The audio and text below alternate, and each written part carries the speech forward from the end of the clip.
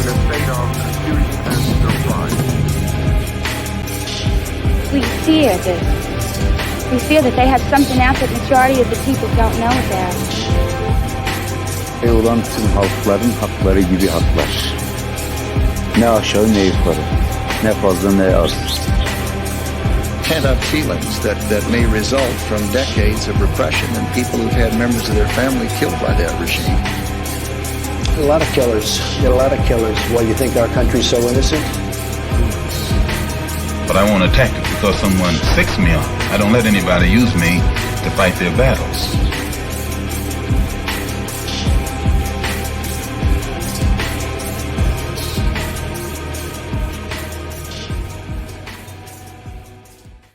Welcome to Varn Blog, and today we have a panel of powerhouses of the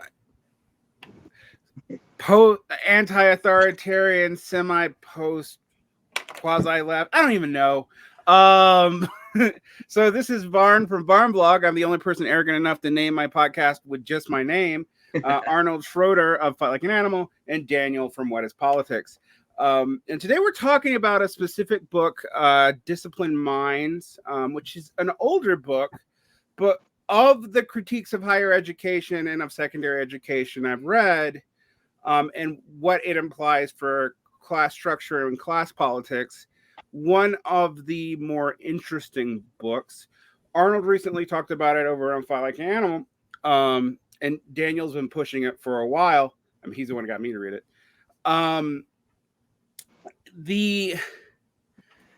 There are some observations you made, Arnold, over at your show about education, but also police officers and prison guards. And I am almost uniquely been in all three roles. I've never been a police officer, but I've been a prison guard. I've been an academic, and I've been a secondary ed teacher. So I can confirm and deny some of the things you talk about. And one of the things that you talk about a lot is self-selection.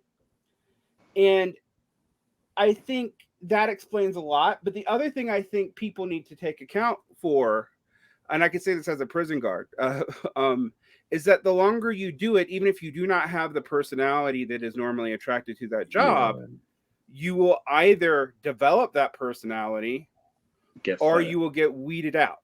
And right. Me, it's a feedback loop, right? It's a feedback loop. Like all these niches that we create, you know, there's some proportion of some proportion of what explains people being in them is that people do self-select into different roles in society based on their innate temperament. But then to whatever extent that is true, these roles also sort of like amplify whatever tendencies bring people into them and diminish other aspects of their experience and other ways of looking at the world. And it seems like, prison guards are like that. Police are like that. I've definitely witnessed the trajectories of the idealistic cops who like don't want to, perpetuate the harms that are typically associated with that institution, and seen them straight up like just deteriorate over time and then eventually have to leave, My best friend, who was a biostatistician for a while, she thought that she could go in and be a crime scene investigator, and she didn't even make it out of the academy. It was super selective and weeded out. I had a friend in law school. I went to law school. I was like 15 years old and older than everybody else, and so my friends were like, I was like almost 40, and my friends were all like 21 and 22 and 23. So this kid, he was from Africa, really idealistic. And he wanted to go into the criminal justice system to like fight crime and do good. And I was just like, dude, you're going to get spit out of that thing, and he did his stage. I don't know what it's called in English, internship he did the 6 months in there, but then he was just like, fuck this. And he became a tenants lawyer. Yeah. That doesn't surprise me. My career trajectory was, my mom was a waitress turned prison nurse. And so the easiest job for me to get when I was in college was prison guard. I did it for a year, got stabbed, been stabbed a couple of times. It was an early life hazard because I also have a brother who has schizophrenic breaks. And what I find interesting is we kind of all come from different parts of a similar class background. So Arnold's been what I would consider true blue collar working class. I am from the blue collar working class, but got out, like completely. Yeah.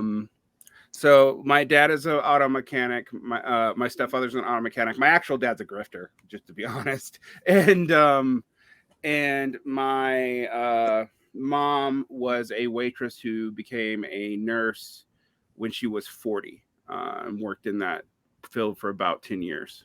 And she started off as a prison nurse. And Arnold, I know, has had all sorts of jobs. I'm a factotum. Yeah.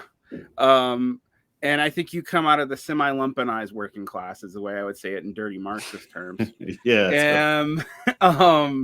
And Daniel, I don't really know your class background. I know you work in law now, but yeah. So I mean, my parents were both school teachers, so that's some kind of petit bourgeoisie. But I consider it label aristocracy, but it's a weird space. It's hard to label, right? It's not like, it's not fancy, but it's something above, working at the restaurant or whatever. But since I was a kid, as soon as I moved out of the house, I guess I was 19, so that's a bit older, but I never made more than, I think, $15,000 a year. I was always just on the verge of,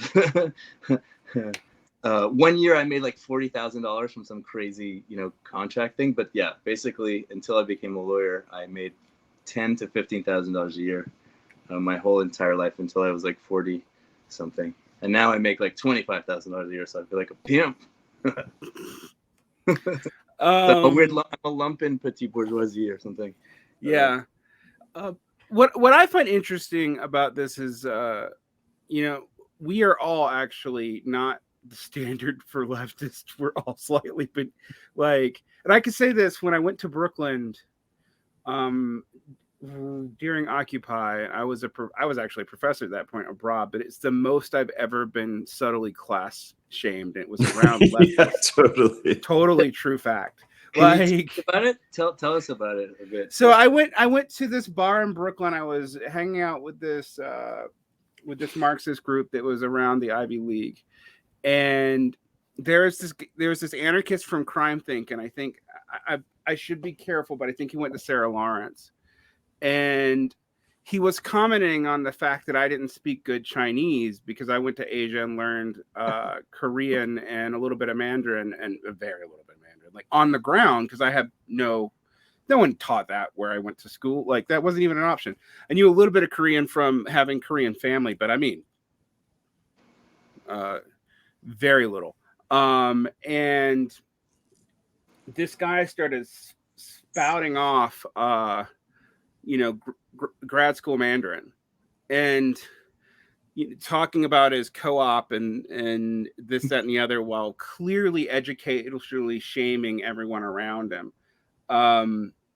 And like the other half of the people there were like NYU art school students, and I'm from a state school.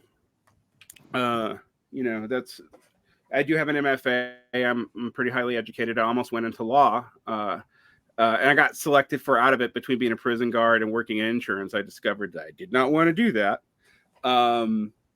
So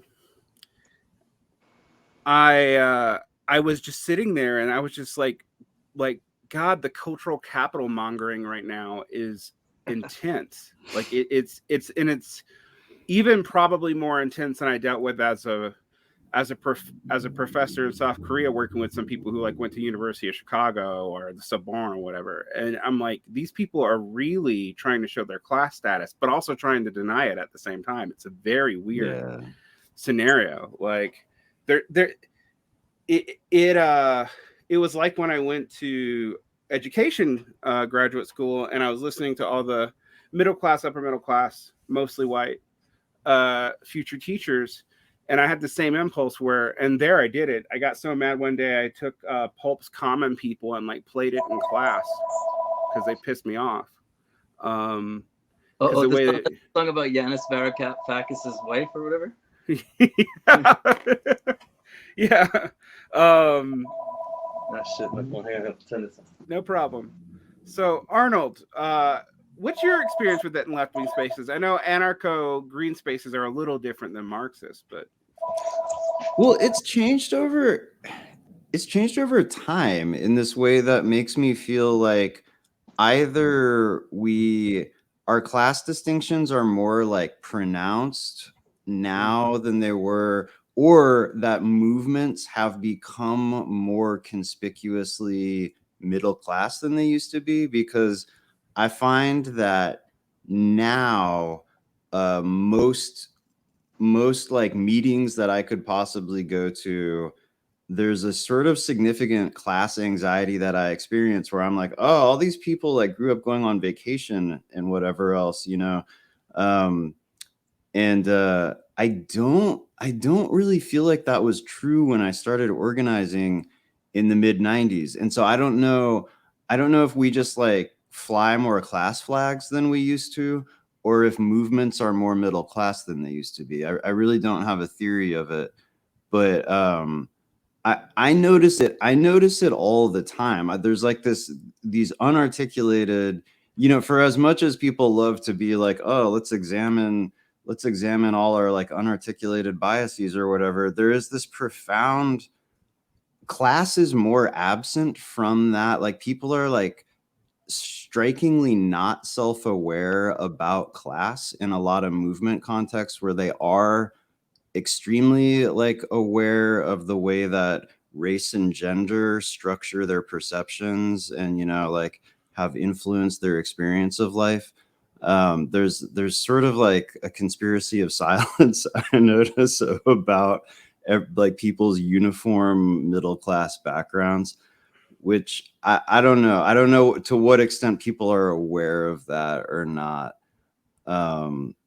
But it comes up all the time that like I consistently, I guess like the very specific feeling that it has is of being sort of like less civilized. Like I always feel like I'm transgressing these sort of unarticulated parameters, which is exactly how disciplined minds, you know, like that's the experience of being inculcated into the like the right, like the sort of like middle class cultural perspective, which is one of hierarchical acquiescence, you know, is like this sort of constant sense of like violating boundaries and subtly being informed that one should like constrict one's range of expression. It's very we should give the thesis of what disciplined minds is, because I'm sure Yeah, a lot yeah. of people this it's by Jeff Smith for people who want to look it up, because we haven't mentioned the author yet either. Right. Oh yeah, exactly. But what you're talking about, and I felt this a lot like when I went to grad school, but also because I'm Jewish and half Moroccan Jewish, so my culture is very loud and very straightforward and very like, oh, bro, you know, like that. So you get into the university, the grad school environment, and what you're talking about is very WASP. There's like this conflict, right. This historical conflict between Jews and WASPs, you know, because Jews were entering academia like whatever at the turn of the century in the 60s, whenever there was like waves of after the war, waves of Jewish immigrants, and we look like the WASPs, you know, we're aspiring to the same professions, but we don't fit in at all because we don't know the rules. And every time you open your mouth, you're stepping on like 15 rules, and people are making a sticky face, and you don't know what you did, you know. And that was something coming from different weird class background and also the cultural background. When I went to grad school, because I didn't do my BA, I went to a fancy school in the end because I just live in the town where that fancy school is, and it's the same price as every other school. So I didn't. McGill makes it really impossible for people who aren't traditional students to get in. Like if you haven't studied full time, you basically can't study part time. You can't. There's all these disincentives to somebody who has to work, or somebody who doesn't have money, or somebody who took time off to get in. So, but somehow it's complicated. But I got in, and oh fuck, I forget what I'm even talking about. But there was just all these rules that I hadn't learned going to school, right? Yeah. Just, you know, so I was just like, what the fuck is happening here, you know? And I read Disciplined Minds. I'm the one who turned you guys onto Disciplined Minds. Right. And the thing that blew my mind is I forget why I read it, but I just read it like in the summer before I went to school. And I remember thinking like, oh, this is super interesting. And I'm drawn to sort of these very black and white conspiracy type narratives that just explain everything very simply. And I was like, yeah, but obviously this isn't real. This is, this is somewhat true, but this is an exaggeration to make a point, to sell a book. But then I got to school, and 2 weeks later, I was like, holy fuck, this is real. This is not just real. This is like worse than, you can't even convey what's going on, like the torture and the abuse. You can't even convey it what's in that book, Well, Go ahead. and it's the nature of the discipline that the discipline can't ever just be explicitly articulated, that nobody can ever take you aside and be like, you're breaking the rules or whatever. And so you just kind of have to learn through these subtle shifts in affect, like, oh, I just transgressed a rule and nobody's going to say it, but like you can feel it right now. And it's just a whole lot of like to whether and to what extent you're willing to like make all these elaborate inferences and develop a complex theory of mind about the powerful and what they want from you, because they ain't never going to say so, And also adopt, like ideally the most successful people are getting rewards out of getting rewarded. Like I had a friend, and it's this genius system that will turn somebody who's already in their 30s into that. Yeah. Or it'll spit you out. But usually by the time you're 30 something, you've got your own identity. But I've seen like people can get squeezed through this fucking thing where they become, the Borg. But in the school, what you just said, there was one of my cohort. So I was only about 10 years older than everybody in that school. And one guy was from Italy. And he said that the school freaked him out. And like, my whole cohort, somehow we were very cool. And we all talked about this. Like in the book, it recommends that you kind of make friends with your people so that you can talk about the abuse that you're suffering and talk about the indoctrination and all the pressures. And that kind of keeps you sane, in the face of the enemy, the Borg. So we did that. And this Italian guy said that in Italy, the system is very medieval. You have your advisor and he's like your master. And he reads your work and he's like, this is a garbage. And he throws it on the ground. He's like, and he tells you exactly what he wants from you. Right? So you know what to do. Even if you don't like it, even if you don't agree with it, you just crank it out and you do it. But your mind is still intact. But when you go to one of these institutions, he says he writes a paper, he got a C+, and he's like, oh, well, what did I do wrong? And he asked the teacher straight up. And the teacher's like, well, that's just not what we're trying to do here. And you just get these vague, nebulous things. And so you're like, okay, so I didn't get an answer. What am I supposed to do? So you're like, am I supposed to write the way that they're writing? Is it the writing that wasn't good? Am I supposed to cite more authors and theorists? Am I supposed to sit this way? Am I supposed to talk this way? Because if you don't know what to do, you basically have to conform every fiber of your being to the whatever is around you, because you're like eventually they pat you on the head and you're like, good boy, you got your A-, and now you got your A, and you're just like, and if you've been indoctrinated properly, like because you're so deprived and you're so miserable and you're so tired and you're so you have no rewards in your life. So the only reward you get is the master patting you on your head and giving you that A, and then you're like, yay, and it's just like this prison, cult indoctrination. Well, yeah, I mean, it does remind me of cult indoctrination. I mean, like, I haven't been in a cult. I have been though, and I have been in a monastic situation, and it's very similar. And I've been in a traditional Vajrayana Buddhist situation where, like, your proximity to the master is literally like part of your spiritual worth, and it's even manifested in where you sit in the temple.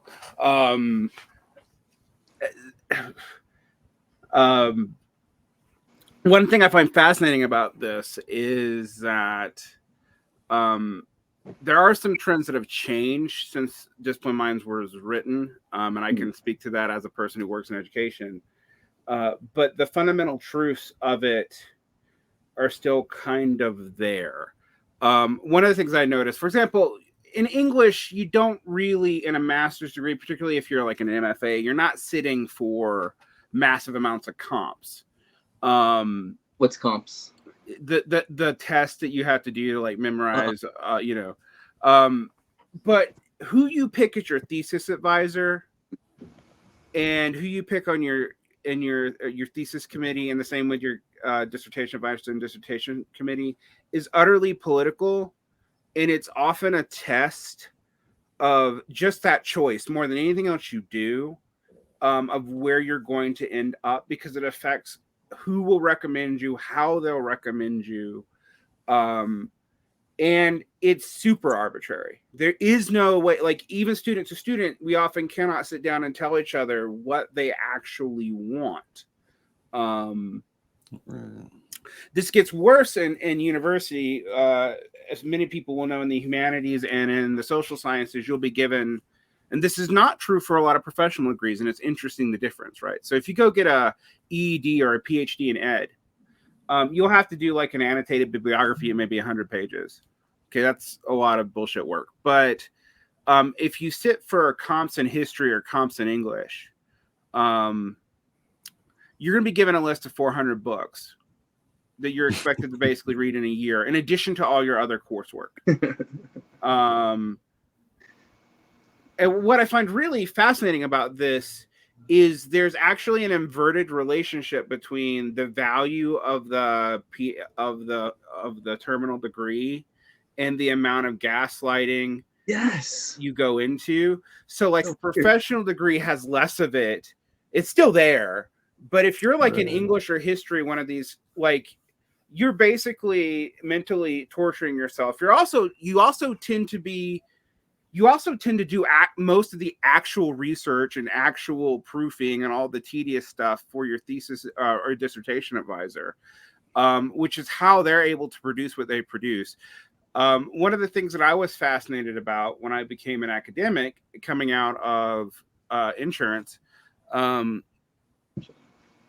I wasn't an academic for very long, but was the amount of pure gaslighting that you went through, and the amount of, like, in grad school, for example, I would have, and this is in an MFA, supposedly an arts program, so like I would be given 3 theory books and 4 novels and 3 books of poetry to read, in addition to grading 50 to 150 papers of students a week.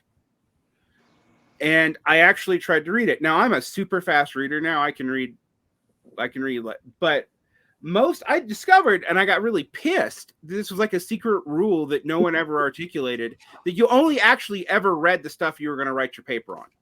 Yeah. Wait. So it's a little bit different. The way I learned it is that, they give you way too much that any human can possibly read every week.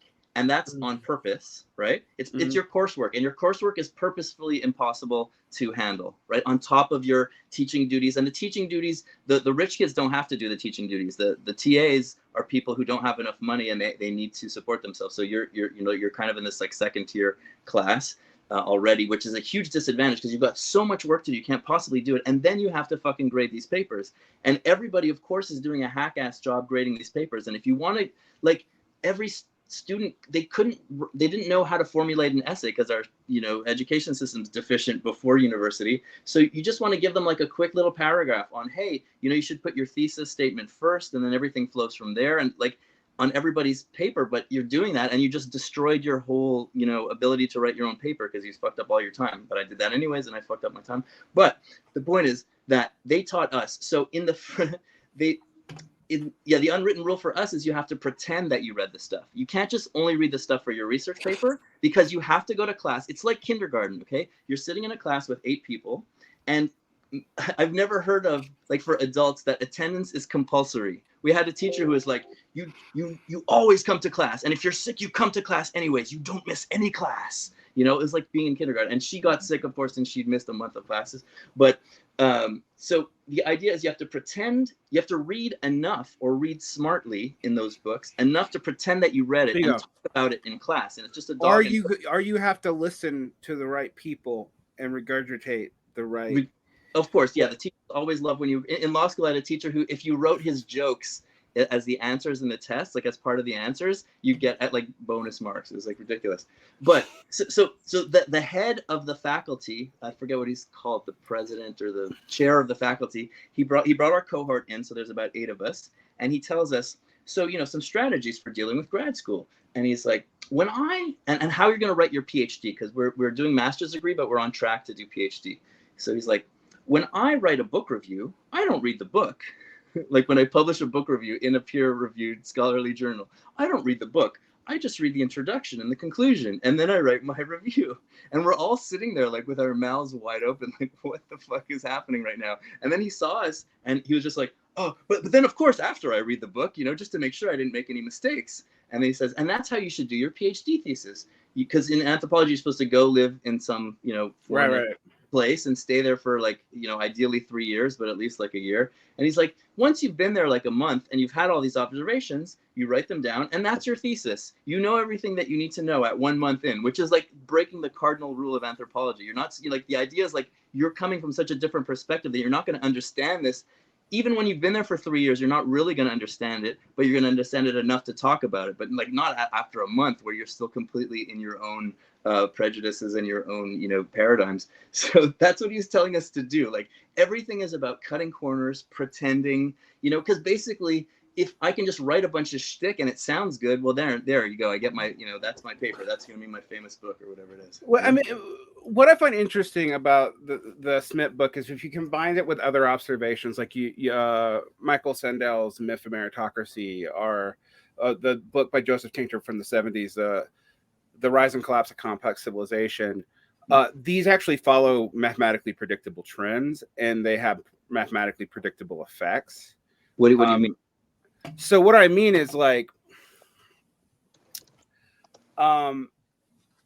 this is a Red Queen game that actually eventually explicitly encourages superficial following of the rules because of the complexity of the task that they're trying to say you can do, that no one can actually do. Possibly do. Yeah. Right. So you have this hyper specialization, but they want you to pretend that you are broad-basedly knowledgeable. Right. Yes. So you superficially do this. You superficially FAPS a foreign language exam, which you just study enough of the foreign language to like kind of fake your way through unless you're actually fluent.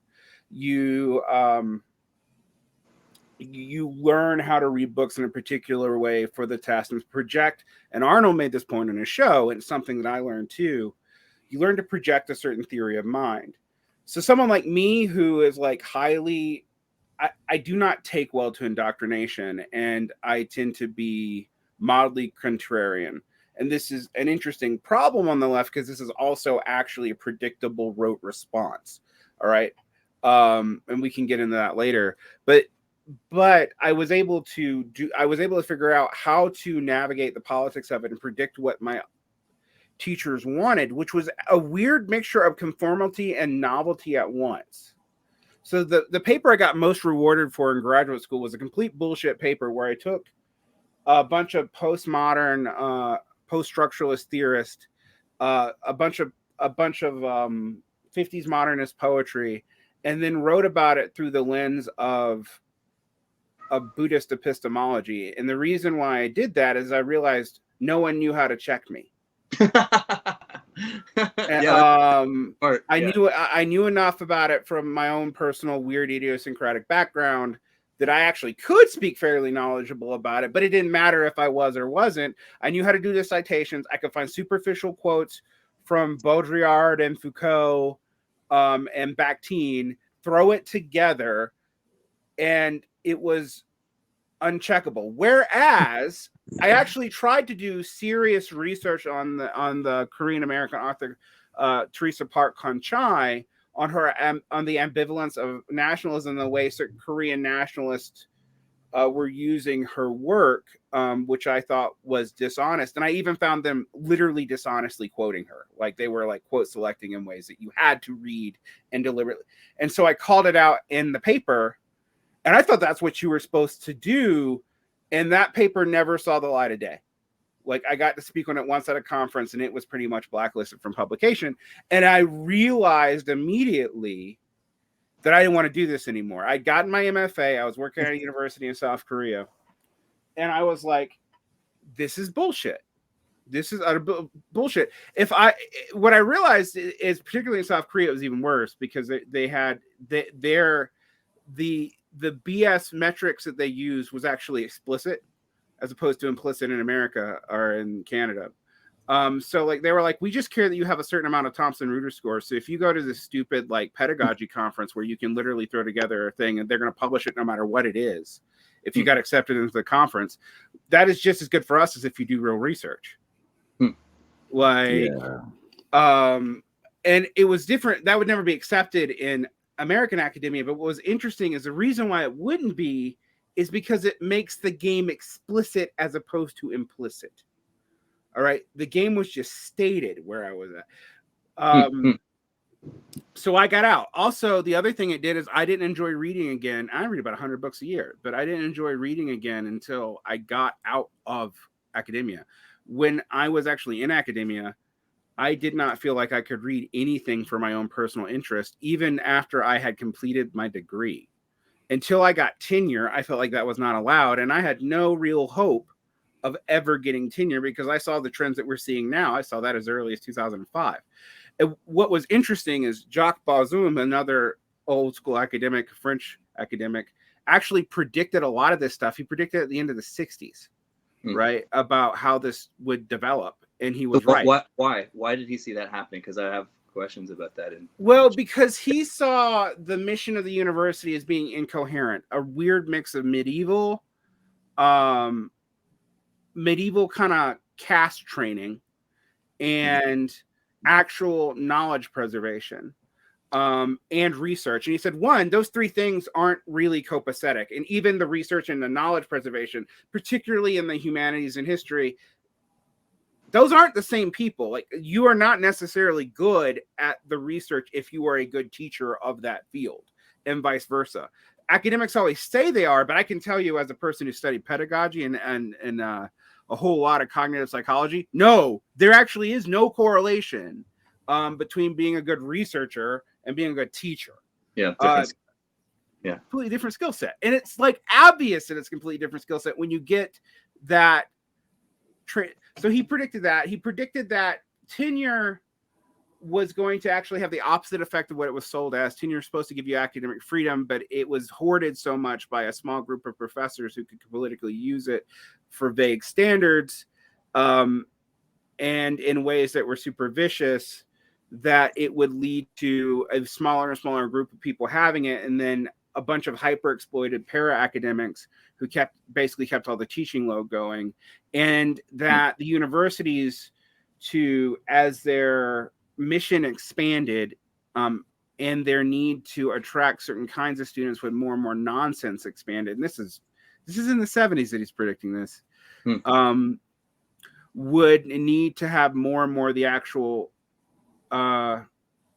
teaching done by graduate students and adjuncts, and it would be a demotivator, and it means that the quality of the education, in so much that having a PhD was a good indicator of it, was actually being sold on a false bill of goods, because the people who were actually masters of the craft were not the people teaching the students. It was their subordinates.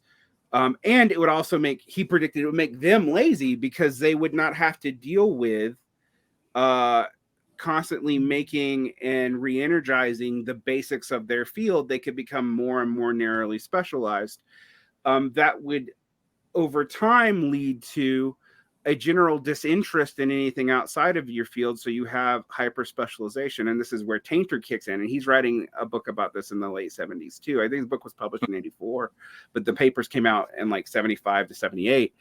And he was basically like, this won't be sustainable. You'll have people who are hyper specialized to the point that they cannot comment on broad picture on anything, including nearly related stuff in their fields. And then and socially, they are kind of rewarded actually for being that myopic. And so they'll fill in the gaps with whatever ideology is generated in the class. So one of the things I told you in an email, Daniel, is when I was in graduate school is when I became a hyper conservative. I'm not a Republican. I was like, Pat Buchanan is too liberal for me. Not quite a fascist, but definitely in that direction, if I'm honest. Not in the racial sense, but in like the cultural sense. Like we, we must establish this culture. I'm like you. I'm actually part Eastern European, but Sephardic, not Ashkenazi, which I do think matters actually for some of the stuff, because Ashkenazi values and WASP values are a little bit closer. Yeah. Well, it depends. It depends. It's more about what generation your family came to North America. The longer you've been in North America, the more sort of like Americanized you tend to be, and the more recent immigration wave. Yeah. Because even though East European Jews who are Ashkenazi, they're European, but they're East European. Like it's a different, other ballgame, you know. Well, if you're a Russian Jew, first generation Russian Jew, yeah. If you're a second generation Russian Jew, though, you're like, and so, and my other values were like Southern but Catholic. That's the other side of my family. So, WASP stuff makes me like I have this inherent. But what I find interesting about that, so stressful, yeah. But I want when you come back to, I want to know why you became more conservative in school. Well, it's very clear because I actually saw that liberal institutionalization claimed to be the left. There was no other left to speak up, particularly where I lived in the Deep South. There just wasn't any other left. If I was going to be anti-institutional, and if I was going to resist what seemed like a clear power grab by a subsection of a small class of people, the only place for me to go wasn't to traditional conservatism like George W. Bush neoconservative kind of republicanism, but to like cultural nationalist, integralist. Who are your guys? Like Mark Maron says. Who are my guys? People like Joe Sobran, before I realized he was an anti-Semite, which was a weird thing to realize. We'd read a lot of Lord Adkin. We would be into American Conservative Magazine. So we were anti-war and anti-GOP. We had libertarian allies, so I probably worked the most with like antiwar.com. But I was not a libertarian either because I didn't trust big business and thought it was. I could see the whole Daniel Bell paradox of like, well, small family life is completely destroyed by this shit.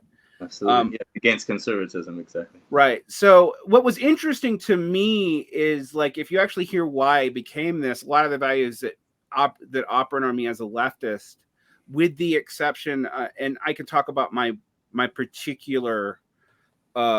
Your 5 traits, conservatism. I'm actually really weird. On loyalty, I'm off scale. So I'm actually a conservative on that point. Like if you betray an ideal to me, I'm like, you're dead to me. Your family's dead to me. Everyone who ever knows you's dead to me. And I am kind of personally like that. But Sephardic Jew. Yeah, exactly.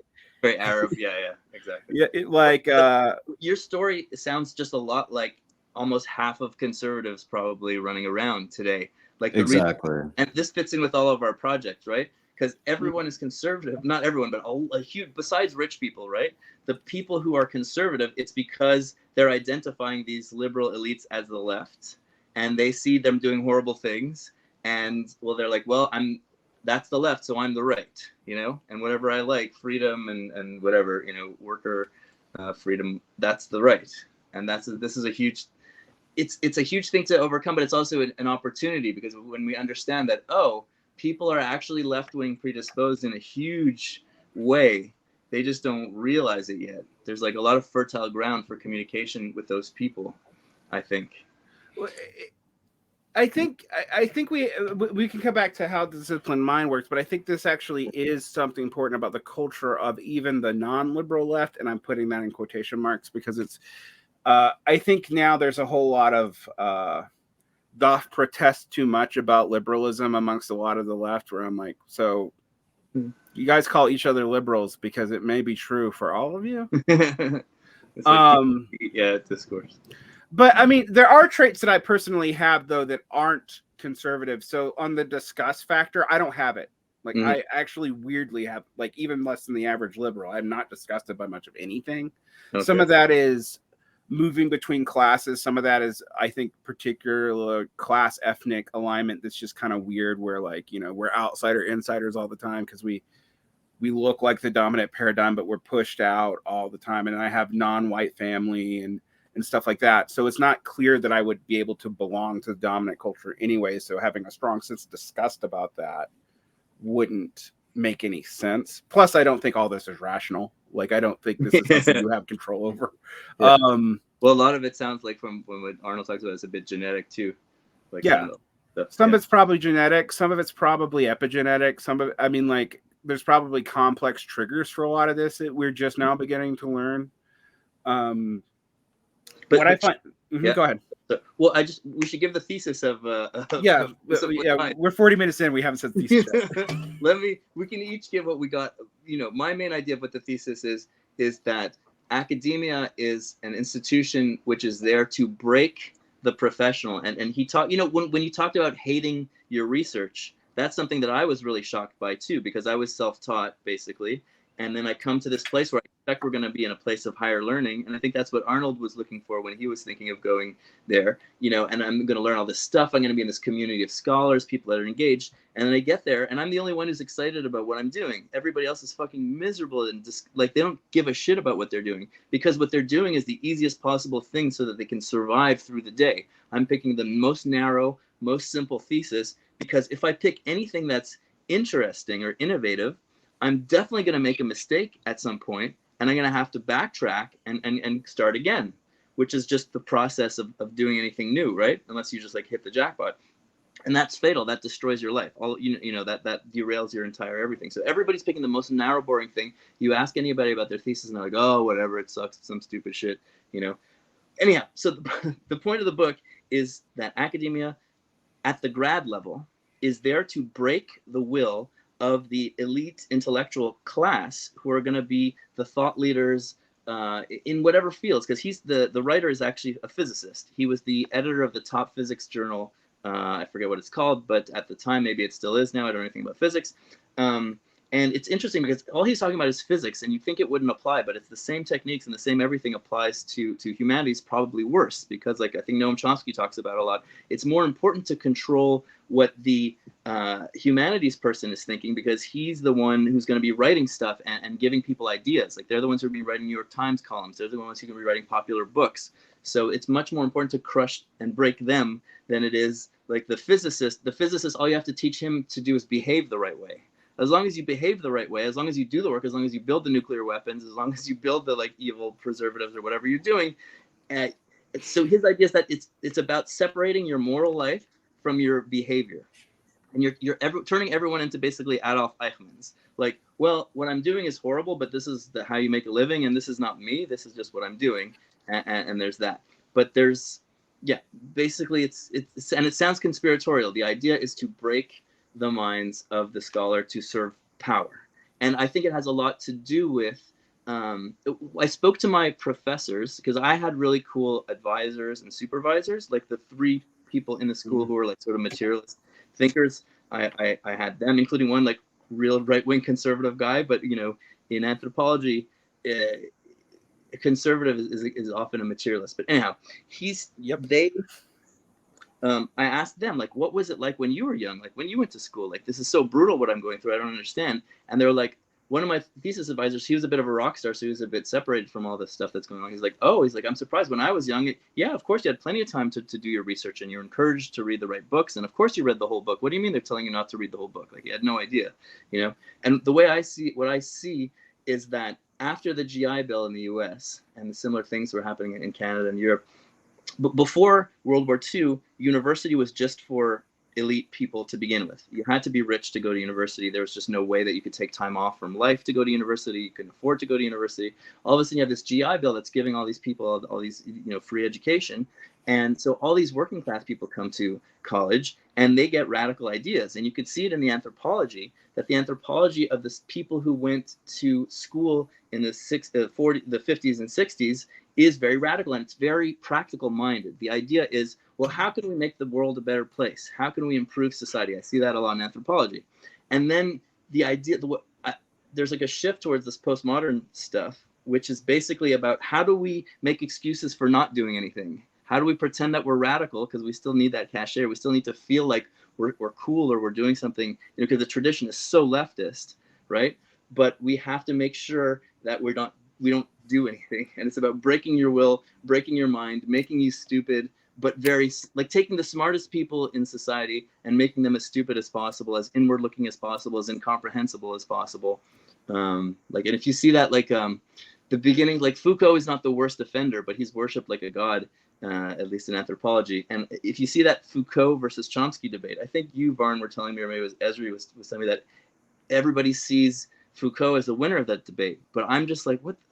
I saw that. And of course, Chomsky's the winner of the debate, because Foucault makes a point and Chomsky says, yeah, sure, but we still have to do something. That's not an excuse not to do anything, because Foucault's always like, well, if we do this, we might become oppressive, or we might oppress this, or we might oppress that. And Chomsky's like, yeah, but you have to fight. You have to do something. And that's what happened to academia, going from let's do something to, oh, well, we can't, put people into categories because categories have been used in the past for oppressive reasons. So we don't want to be oppressive. So we don't want to do anything. And there's always an excuse not to do anything, not to do anything.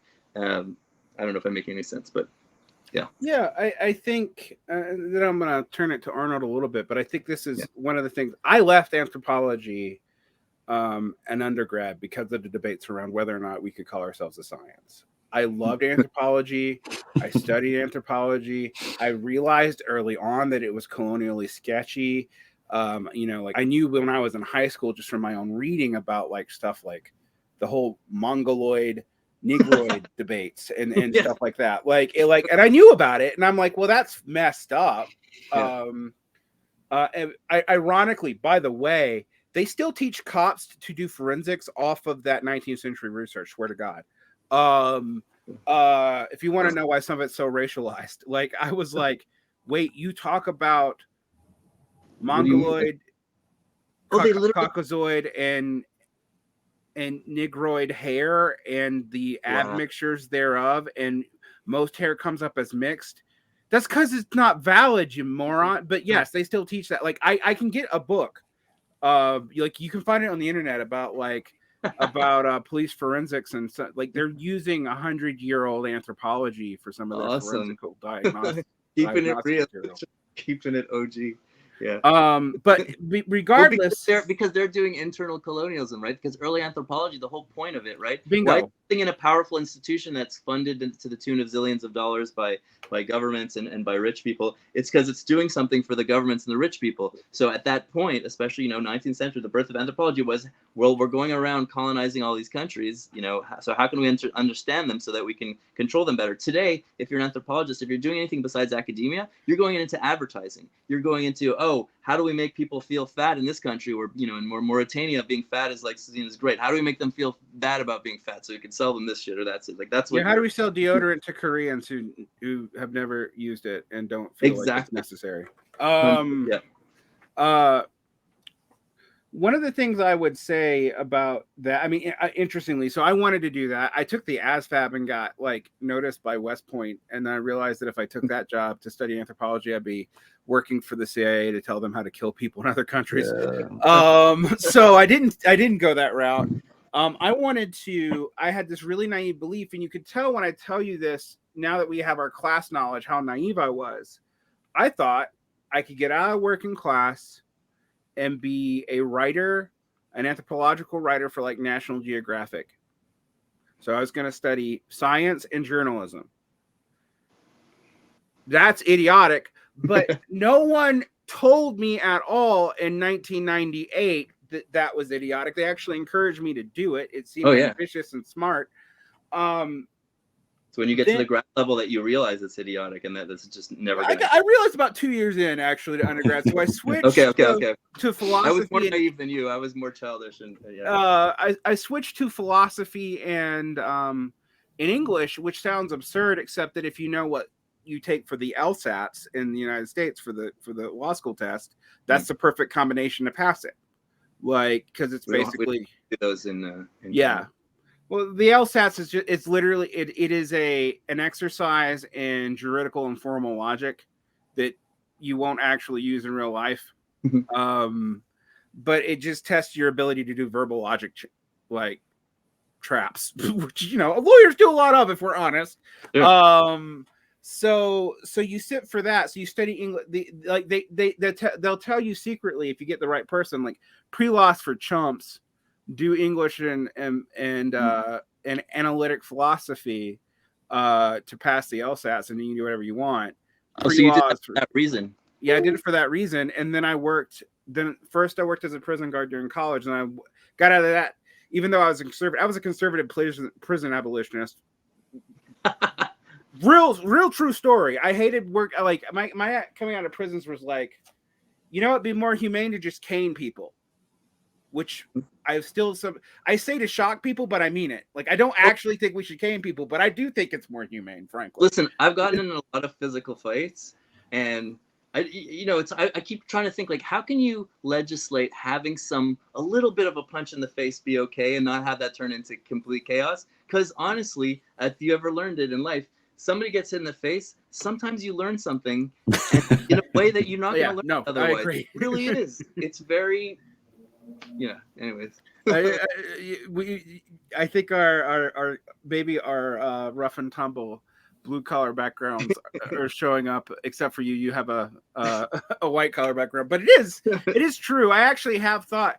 I used to when my first thought, even in undergrad, because this started hitting me at undergrad in the humanities, was like, these people they think they're really humane, but they're subtly quite cruel, and no one's ever punched them before, and it shows. Yes, exactly. Yes. And I used to say that, and they're like, that's barbaric. And I'm like, you would never treat a romantic partner verbally the way you're treating them if like their brother was there to beat you up, which historically would be the case in a middle class, lower middle class family. Like, that's how societies have gender egalitarianism, by the way, is because their brothers are around to beat up their husband if he does anything. Yeah. That's a turn of phrase that my friends and I used to use to discount the validity of somebody's perspective. We just be like, oh, they ain't never been punched in the face. Like, don't worry about what they're saying. They've never been punched. But my friend, he saw that his kid was getting really annoying. I don't know if I should say. Anyways, I'm not naming him. But he took him out of a private school that he was in and sent him to like a tough public school, because he's like, yeah, he's just gonna get his ass kicked and he's gonna learn how to act like a human being. And then he went there for a couple of years, and he's like, yeah, now he's great. One thing that I think I find really fascinating about, because I find it interesting, of course, people go, oh, well, the ID poll people is who they're talking about. But I find this even true amongst class Marxists, that they're so removed from, like, the way they talk about the working class, for example. I don't know, A, who they're actually talking about, B, that they've ever met any of them, and C, it's like you think they're all like upstanding steel workers who are white from the 50s. And that's not who they are. Isn't Marxism the OGPMC ideology in a way, right? Because that's what it was. It was people like we were complaining about that today. Oh, all these whatever leftists pretending to care about the working class, but what do they know about the working class? But that's literally what was happening throughout history, like since the birth of socialism, really. But I think there's two dimensions to it, because yeah, it is. It's really conspicuous even among like the first generation of Marxist revolutionaries. They all mostly come from middle class backgrounds, and you do see the same, like literally the same annoying tendencies that you find in left movements today, where part of people's politics is like a function of rational analysis, but part of it is just this desperate desire to overcome their sense of alienation and inauthenticity, and their like desire to connect with what they perceive as like a more authentic, like holistic sort of version of humanity via the working class or whatever. But then also I would argue, so that's the derisive thing that you can say about the middle class genesis of radical politics in general, Marxism and anarchism, really. But but then at least in terms of the big name theorists, you know, like the Bakunins. Yeah.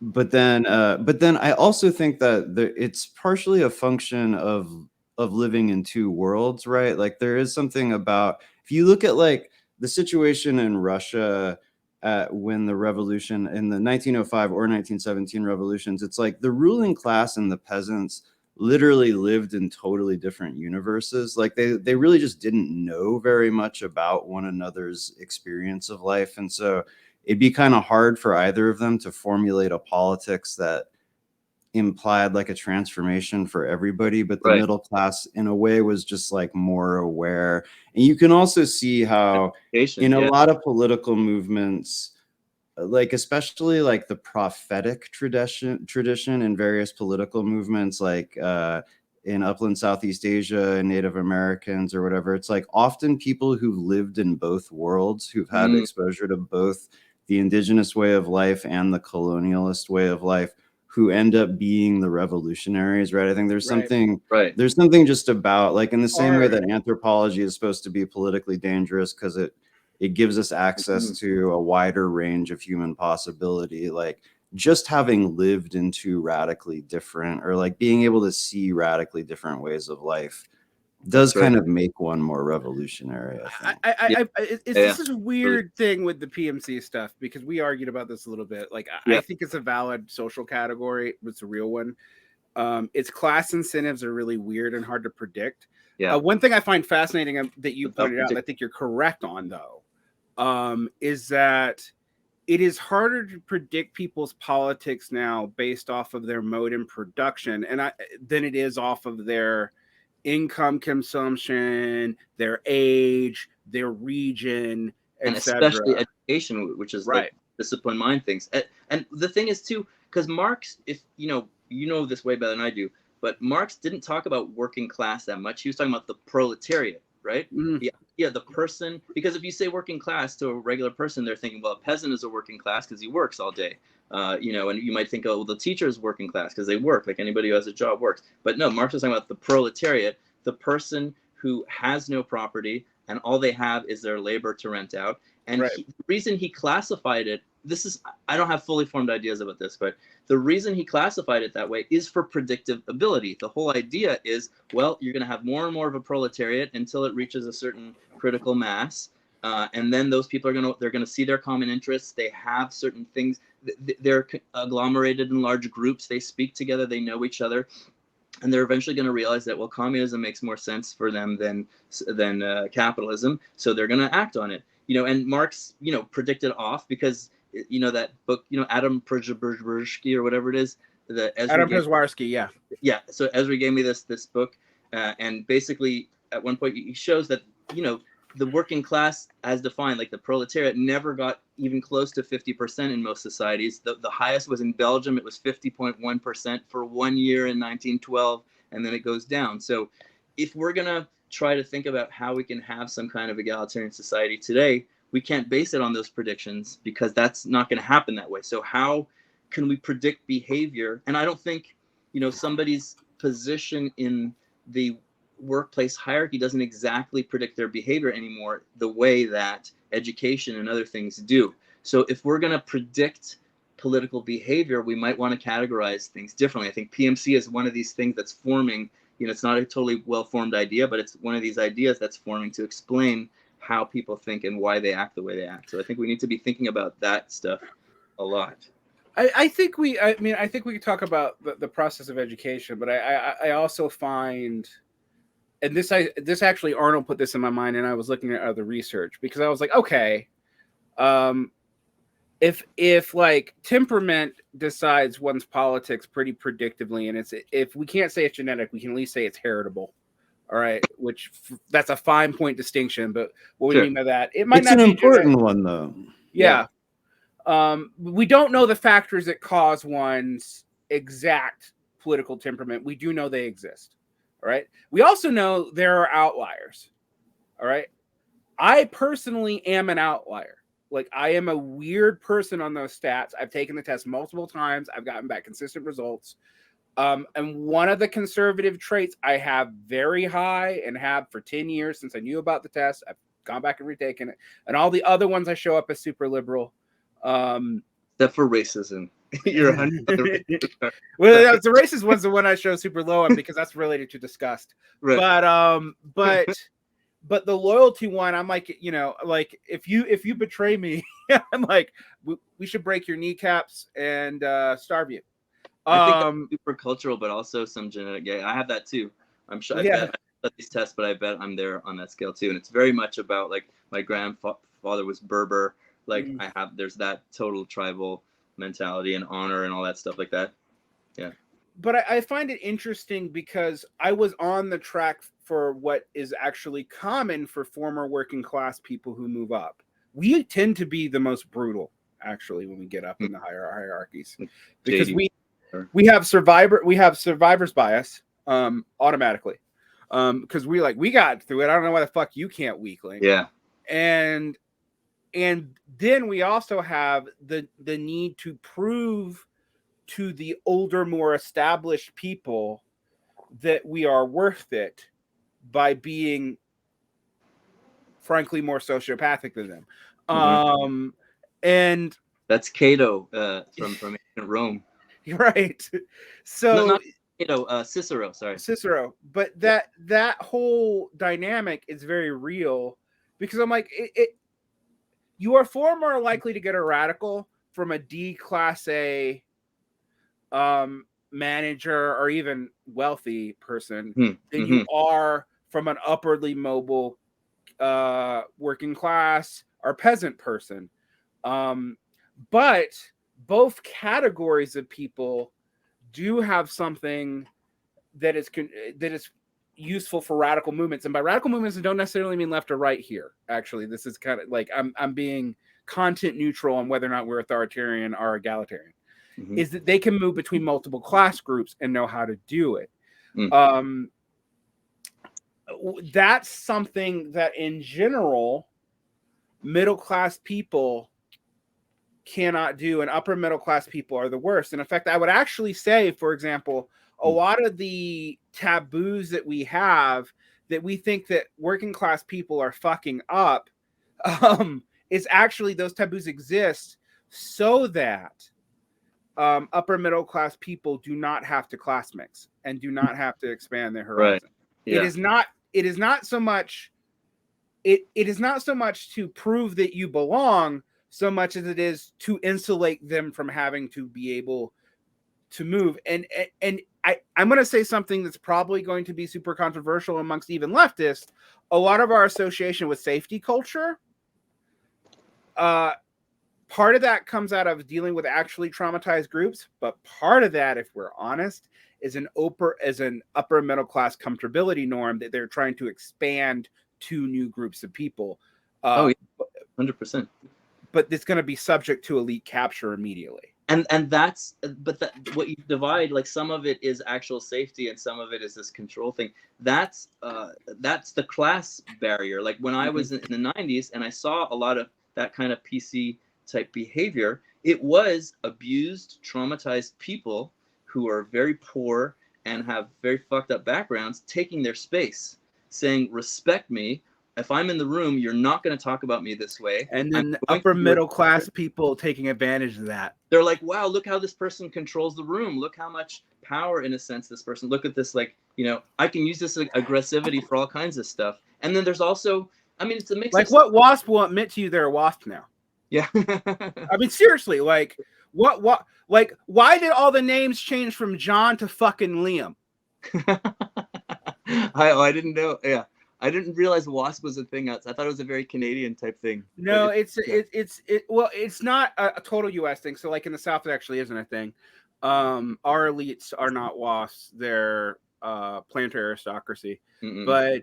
But as far as, like, educational culture, which is established in the Northeast and the West, those are WASPs. 100%. They're the same fucking people who are Canadian. And in fact, I used to point out to people when I was abroad that I can't tell a New York accent from a Toronto accent. I used to do it just to bug Canadians, but other than, like, there's three tell words, they're almost the same. Whereas Sure. Whereas someone from Alberta and someone from Newfoundland and someone from Georgia Oh, speak yeah. completely differently. Oh yeah. Jordan Peterson is your Alberta guy. Right. Yeah. And then if someone speaks Newfie, you can't fucking understand. So, Arnold, what's your experience with this though? You've been really devoting a lot of time to trying to get leftists engaged in not just class politics. Your concern is environmental, and it's actually what's increasingly mine too, because I'm looking at science and going, holy fucking shitballs. Things are so much worse than I even thought. But I have found that a lot of people probably, depending on who says what you're saying and how, a lot of people probably have, like, how much cancellation do you suffer from this? So I don't understand this phenomenon, but I suffer from exactly none. I get exactly no pushback ever. And it's to my consistent surprise, when I started doing this podcast, my explicit strategy for getting widespread exposure was like, I was like, oh, I'll make some leftists mad and they'll say I'm a Nazi or whatever. And then we'll have an argument about it on the internet. And then people at least, know that my podcast exists.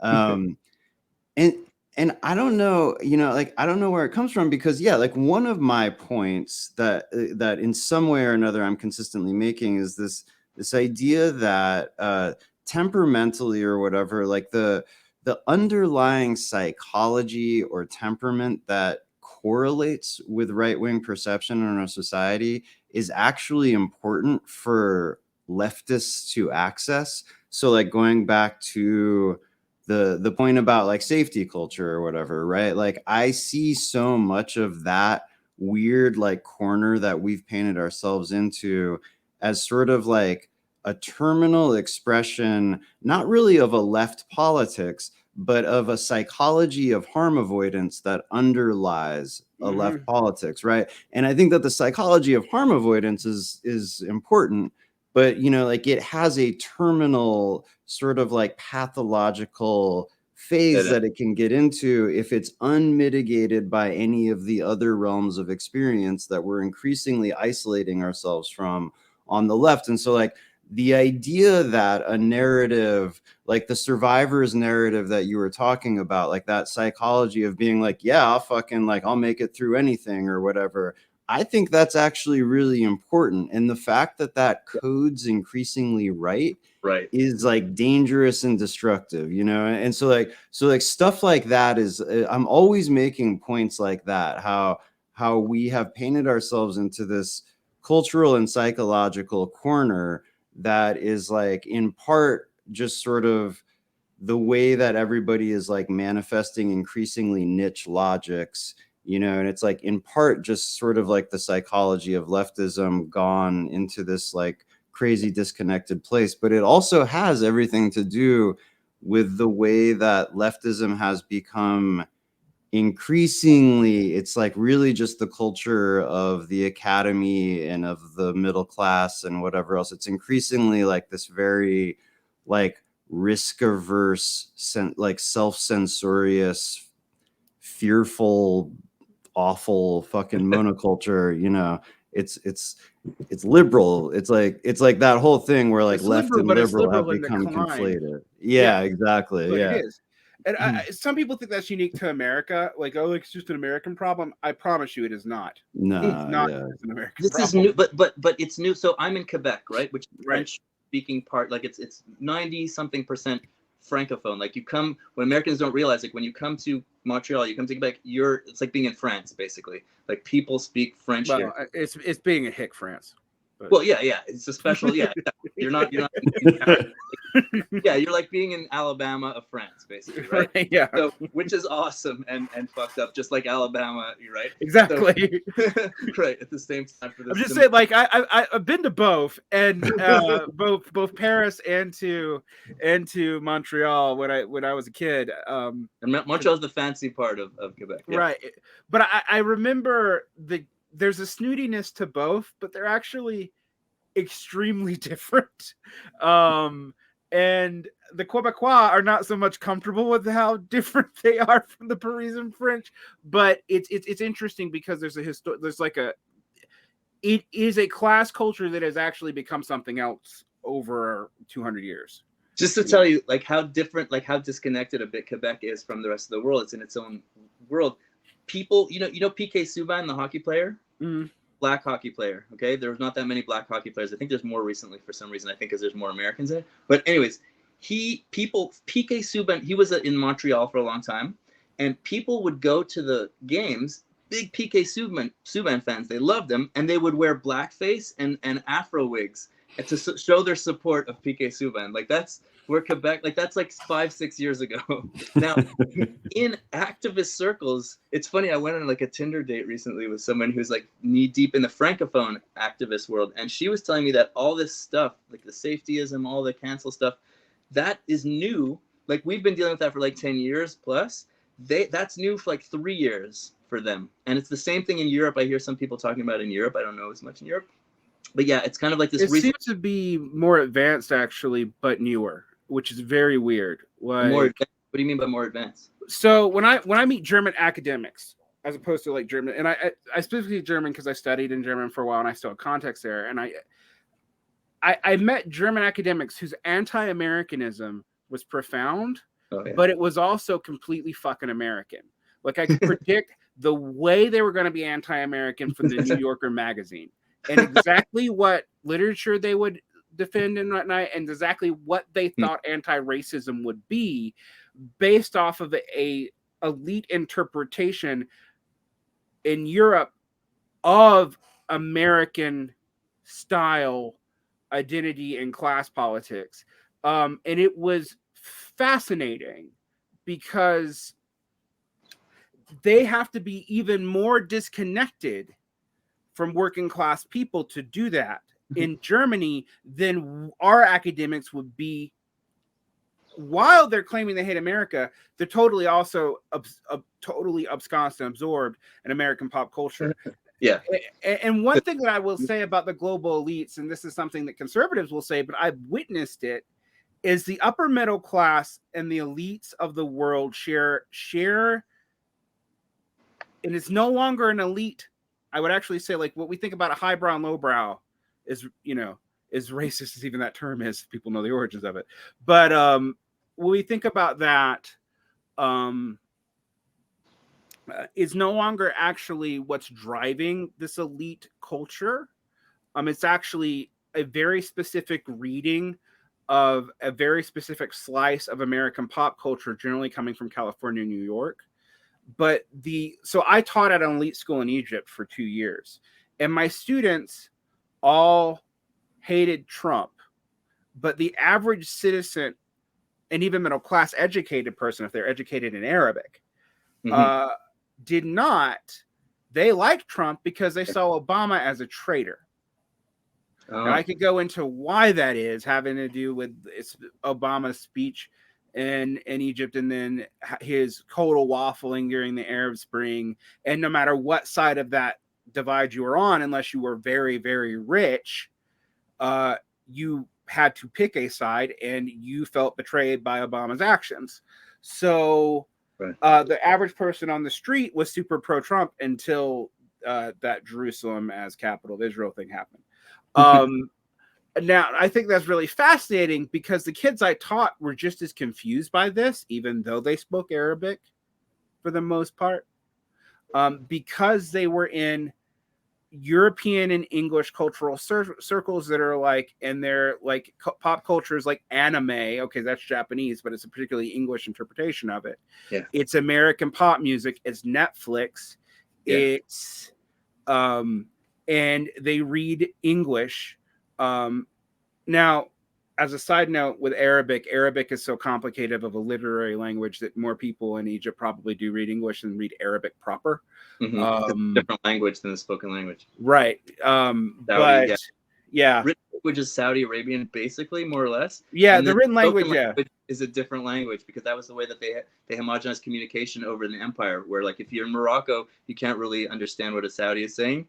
But if you're going to read then you have to read Saudi, which is why so many people are not literate in Arabic. Yeah, it's actually the similar to why Chinese languages do not drop ideogrammatic writing, because it would become clear that the languages aren't one language, amongst other things. It also, they're not like common Chinese, aka Mandarin's not really comprehensible easily with pinyin or whatever. It doesn't represent, like, the characters get really muddled.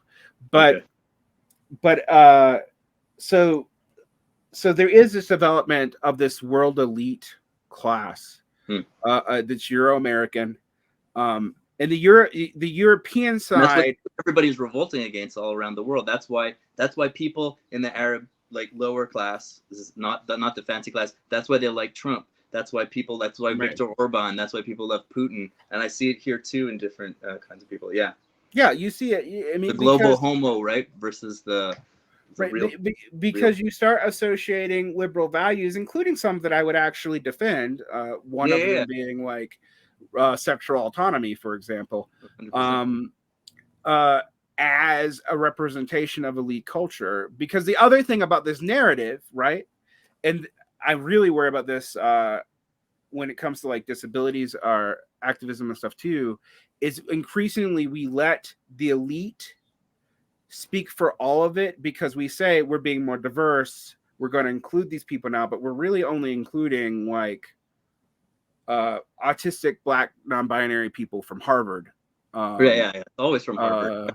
Everyone is from Harvard. Right. Which means that they are statistically likely, actually because of systemic racism, to be, one, the children of immigrants, to be honest, in the United States, and two, richer than their white counterparts. Oh, really? Okay. Yeah. So, and it's actually systemic racism as to why, right? Because you have more of a high barrier to overcome. Immigrants in the United States, like immigrants of color, South Asian and African, tend to be disproportionately representation of, like, increasing diversifications of universities. Well, because they didn't have slavery, like, and Jim Crow, right? They're coming from, they don't have the disadvantage. Well, yeah, and they're also Black to be American frank, people. we have really strict immigration laws from those countries, so the only people who can come over are their elites. Richest people. Yeah, Canada's system is like that too. Yeah. Well, I was actually thinking there's a difference in Canada is a quick example I can give. Punjabis in the United States are associated with wealth. They're not in Canada. And it's because of a difference in immigration policy. That's why. Like, it's true. They're all, it's the work. Yeah, but yeah. Like, so you have, like, this large Sikh working class, where Sikhs in America, like, they suffered a lot of ironically anti-Muslim bias, because American xenophobes can tell the difference. The turban is, right. So there was what, 2 different times where Sikh temples were shot up by people who thought they were shooting at Muslims. Awesome. Yeah. But I think there might have been actually more actual Sikh temple shootings than mosque shootings. Oh, fuck. Well, it's because they're very visible. They're very visible, right? You see a Muslim on the street, and you don't know if he's Mexican or whatever, right? Like, oh, brown person with turban must be Muslim, right? But anyway, but the reason why that community isn't associated with, they're associated with, like, managerial shop owners and stuff in the United States, in so much that people have any association with them at all. It's upper middle class, and it's particularly in, like, California and New York. And like for example, the Sikh Bodyguard and Seeing Red, which is probably the most Canadian thing about that movie, is not something that even makes sense to the US paradigm. And they would probably think that's some weird downward, like, brown stereotyping. In fact, I know they did, but in Montreal, the poorest neighborhoods are the Haitian neighborhood and the Sikh, but just the Southeast Asian, right? But in the United States, Southeast Asians are the richest sub-demographic in the country, even richer than white people. So, I wanted to rewind a bit, if you don't mind, Arnold stuff about the temperament, the stuff that we were talking about before, just in anthropology. diversity of all sorts of things. And I would say if temperament is genetic the way it is, and the way the research that Arnold says it is, that's how we survive, by diversity. Like when we're online and we end up segregating into temperament, people with the same temperament, that's suicide for various reasons, but it would have been historically too, because the idea is the climate's changing all the time. And you have some people who are temperamentally conservative and some people who are temperamentally adventurous. And, you know, in any given situation, you're going to have some people say, no, I don't want to go there. I don't want to try that. I don't want to go. We shouldn't go in those boats. And then someone else is saying, no, we should go. We should go explore, and we should go explore. And in any given generation, one or the other idea is going to be the right idea. And then those people will use the power of charisma or whatever to convince the others who are temperamentally against that to do that thing.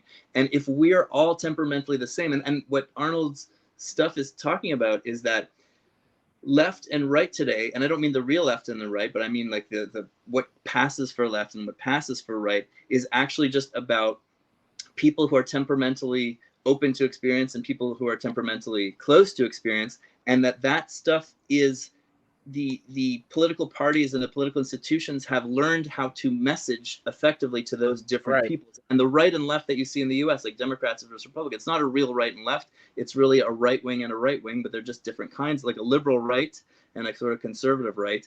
And those are just temperaments who are being messaged to differently. The way that you message to old people one way and you message to young people another way, you message to immigrants another way. So we have to survive the same way our ancestors always survived, bridge that we have to bust out of the stupid temperament bubble. And, you know, like socialists, we've talked about this, I think, in interviews with each of you, I think we've talked about this. Communists in the past, or socialists in the past, or populists in the past were temperamentally conservative people, and they were attracted to socialism because I was going to say there's a whole range actually, like even it shows up in weird debates that are hard to explain now. My favorite one is like the debate among socialist women. I must point out specifically socialist women, because socialist women actually tended to be for enfranchising women, but socialist women had a super huge debate on it.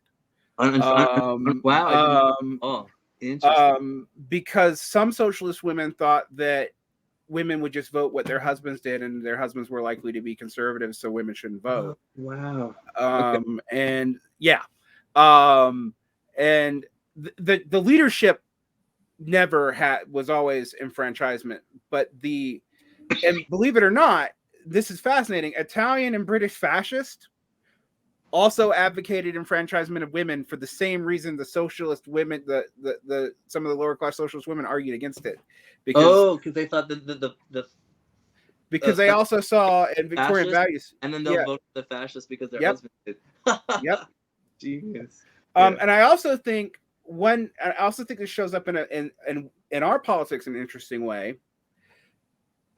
I've been pointing out to people, everyone's always like, well, the reason why like Hillary Clinton wins is the left is sexist. And I'm like, well, that's probably true. The left probably is sexist. I can actually speak to that. But in every culture I've looked at, usually the first few female leaders are hyper conservatives. It's not just Margaret Thatcher, like Benazir Bhutto. I can go like the Arab world has had many female leaders that are elected at the executive level, and a lot of them have been reactionaries. And so our female prime minister was conservative. And I mean, I even see again this temperament stuff all sets aside that, because the first person to bridge that gap is going to be a person who actually probably conforms to a lot of masculine stereotypes. And so the irony of someone like Hillary Clinton is like what she would do to make herself a respected leader would probably disenfranchise her with a lot of the left temperamentally as well. In fact, 100% did. Also, her politics are not great, no matter how you cut it. But I mean, it's still, I think that plays into the situation. I don't use that as an excuse, but there is a tendency on the left, and in liberal circles as well, to not want to deal with facts that cut against their narrative, particularly after the 1950s. And so, like, saying certain things are sociologically true will be construed as you saying it should be normative. But okay, whatever. So to pick, one of the things on Arnold was talking about that I've been fascinated with. So only 40% of the population has a higher level education, and I think it is. I thought it was 30. No, it's 40% in the United States. Okay. Credentialization has been endemic. It's actually beginning to be undone though for interesting reasons. But so yeah, like we all want to think about how can we get out of that stupid bubble and focus. I think focus what we're doing to not just like a broad audience, but the non-university crowd. I think which is 60% of the population. But here's the interesting thing. So people who think we can appeal to like some like blue collar working class people, I can tell you what the percentage of the population they are in the United States. Yeah. They're 14% roughly. Is that right? Okay. That's it. So who is everybody else? It's like middle class suburban. No, I mean they're all over the place. So you have a bunch of people who are not in one set class category for any standard of time. The working poor don't actually tend to even be blue collar. They're in service sector jobs. I mean, we would think of them as working class. Yeah. But we wouldn't think of that, like they don't have stable manual labor employment or stable productive employment. Oh yeah. But I'm talking about everybody, like just anyone, like, you know, when I say blue collar working class, I'm thinking of people working at restaurants and whatever. Yeah, I know. Marxists and sociologies actually don't think of that, but right. Okay. The other issue that you have is how do you organize them is different anyway, because structurally speaking, their job position is different. So it's really easy to organize a fucking factory. Right. It's a centralized thing that you can bottleneck really easily. Franchises and modern corporations are ribosomic. They're like, let's say the Starbucks campaign is successful and it like 90% of Starbucks shops become unionized. The contract conditions though for each of those unions is going to be based on site, and there's like 1,000. That means there'd be like 1,000 to 2,000 different contracts. Yeah. So the ability to strike and shut down a store is high, but the ability to mobilize that as a massive labor force or a voting base to build the party out of it like traditionally leftists would is not going to be high. Yeah. And that means that strategy that's being pushed by a lot of the left that's reawakened to class politics probably won't work, because they're trying to their models are actually mostly 19th and early 20th century. They're based on fractures, but still, if people are in unions, right, and they're experiencing, first of all, the struggle to make the union, and then dealing with management through a union. I mean, people actually have a lot of bad experiences with that too, but it's probably more likely to make them interested in left-wing politics in general. No, I would if think they're not going to so. be a massive, force like that, they're still gonna. It's a little bit more complicated in the United States than it is in Canada, because we have Taft-Hartley, which makes certain kinds of unionism illegal. So we can basically, most of our unions are effectively class unions, which are actually kind of conservatizing, which is something the left historically knew. Like craft unions tend to be protectionist of their industry and pit themselves against other workers, and actually even oppose stuff like broad scale social reform, because it would lose the benefits to their specific craft that the union can provide. I do think, however, that the issue is, one of the interesting things about this PMC question that we have to deal with is one of the reasons why this is a viable question in left politics, I think, and what Arnold's point and observation is, maybe it's become more so. Well, there's more and more of these elites pushed out that don't have a future. Like, just that's real. So that's like automatic ally of like the stuff we want to accomplish, but at the same time, it's a double-edged sword, because they're all formed by these stupid educational institutions that makes them a bunch of assholes and makes them very self-centered and makes them not have that. And not have that feeling of solidarity or feeling of sharing or feeling of cooperating or that experience of cooperating, because grad school is very isolating, and So law yeah, school, so it aims to make you not cooperate with your neighbor, right? so what I saw in the George Floyd stuff was that those standards being given to people of color and used in ways that were impractical. So I'll give you an example. Which standards? What do you mean by standards? So these academic standards, these kind of standards of safety and elite. So you see, we're going to only have BIPOC leadership, but we're in Portland or Olympia, Washington, right, which is like 99.9% white. right. So we're going to put the most traumatized and the most disserviced people into leadership, and they don't have their own community in any sizable in region to really. And so what's going to happen is they're going to A, burn out, B, there's going to be kind of an arms race to sure. Like, so you saw weird expansions like declarations that in America Slavs are somehow people of color, and I'm like, oh yeah, really? Like, okay, I mean, like those people also usually, most people that I know, like different black people, different brown people, they hate activist organizations, even if they're super leftist and stuff, because they're like, well, they treat me like a extraterrestrial show pony, like an object of work.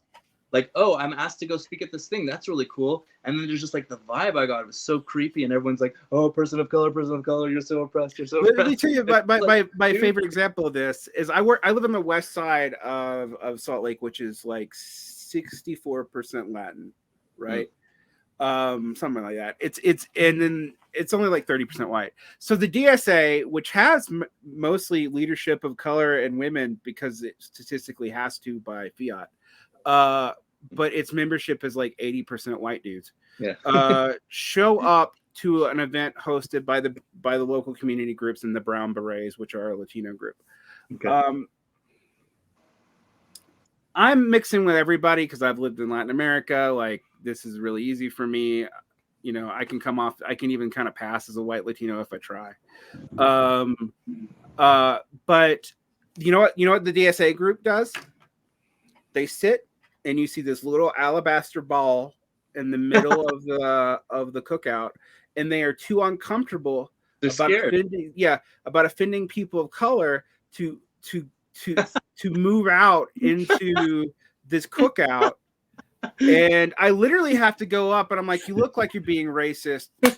You got invited. Go get a fucking hot dog. Grab a Modelo. Hey, I like your hair. That they're like, oh my god, did I say something racist? Like, they're so like, and also the thing you're talking about before is that the bourgeois, I don't want to sound like a dick, but that sort of middle class enculturation is specifically about making you disgusted with lower class things. Like, you know, and I've seen, you know, I have a lot of experience with this sort of thing. Like, oh, you know, people in my family changed their accent because they're from the hills, but then they're in the cities. So I lost my accent.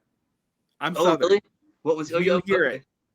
So if I go back home, I sound more like this. But even now, I'm having to affect it, and it sounds kind of fake.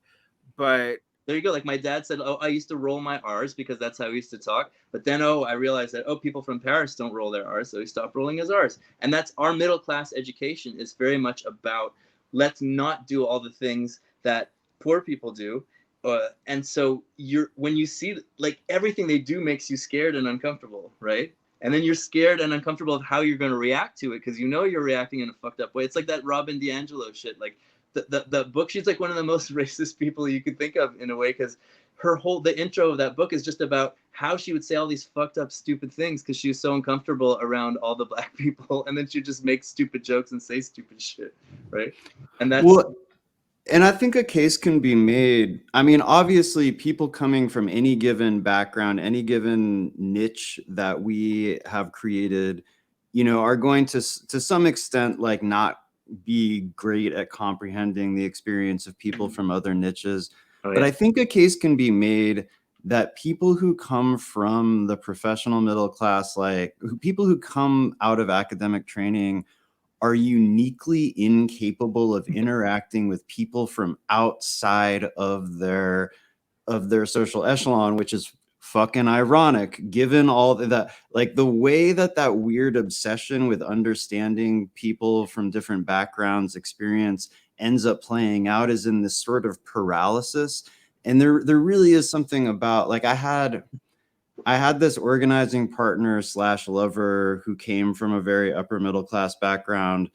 And our whole, like, this whole theme in our relationship was like, let's transcend our class backgrounds and like prove that, you know, people can understand one another no matter what.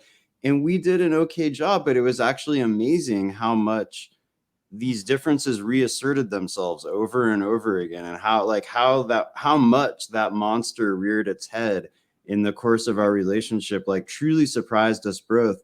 And at a few different points, she would do this thing where she'd be like, it's crazy. It's like, you can talk to anybody. It's like, you could just like have a conversation with anybody. And I'd be like, yeah, that's that's because I didn't just grow up around one kind of person, and I haven't been subject to this, like, this discipline or whatever. But it makes people not good at comprehending other people in ways that are just exceptionally simple. And part of the way that it does that is, like, there's this overarching theme in a lot of that discipline. A lot of the academic sort of like cultural indoctrination makes any simple statement about people, any just sort of like common sense comprehension, feel unsophisticated. You're always supposed to have a counterintuitive and hyper specialized account of like what people are and what's happening around you.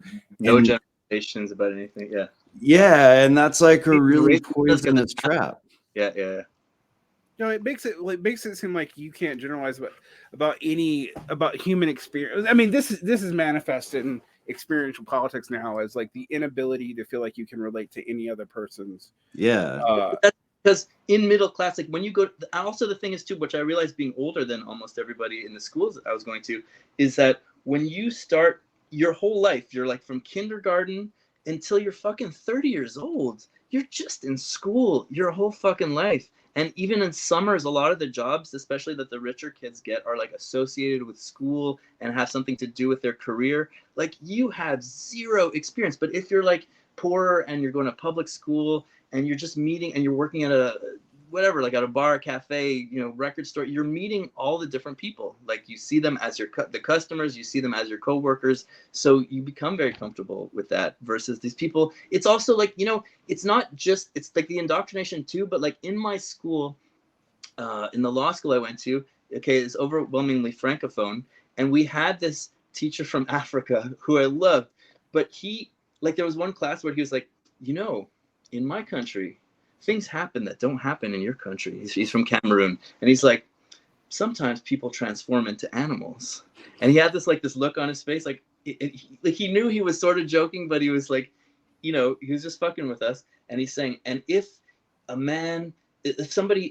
lizard comes and a lizard does damage to your property, and then you try to catch the lizard and then you scraped his or you cut off his toe, well, later when he turns back into a man, you find the man who's missing the toe, and that's how you know that you can sue that guy for the property damage. Like, he was teaching us the class, you know. And like all the immigrants in the class, we're like, that we fucking love this guy, you know, this is the best class we ever had, we're fucking loving every minute of this guy. And all the Francophone people, like from Quebec, the way they hated this guy, they're like, what is this guy? This guy's crazy, he's fucking weird, you know.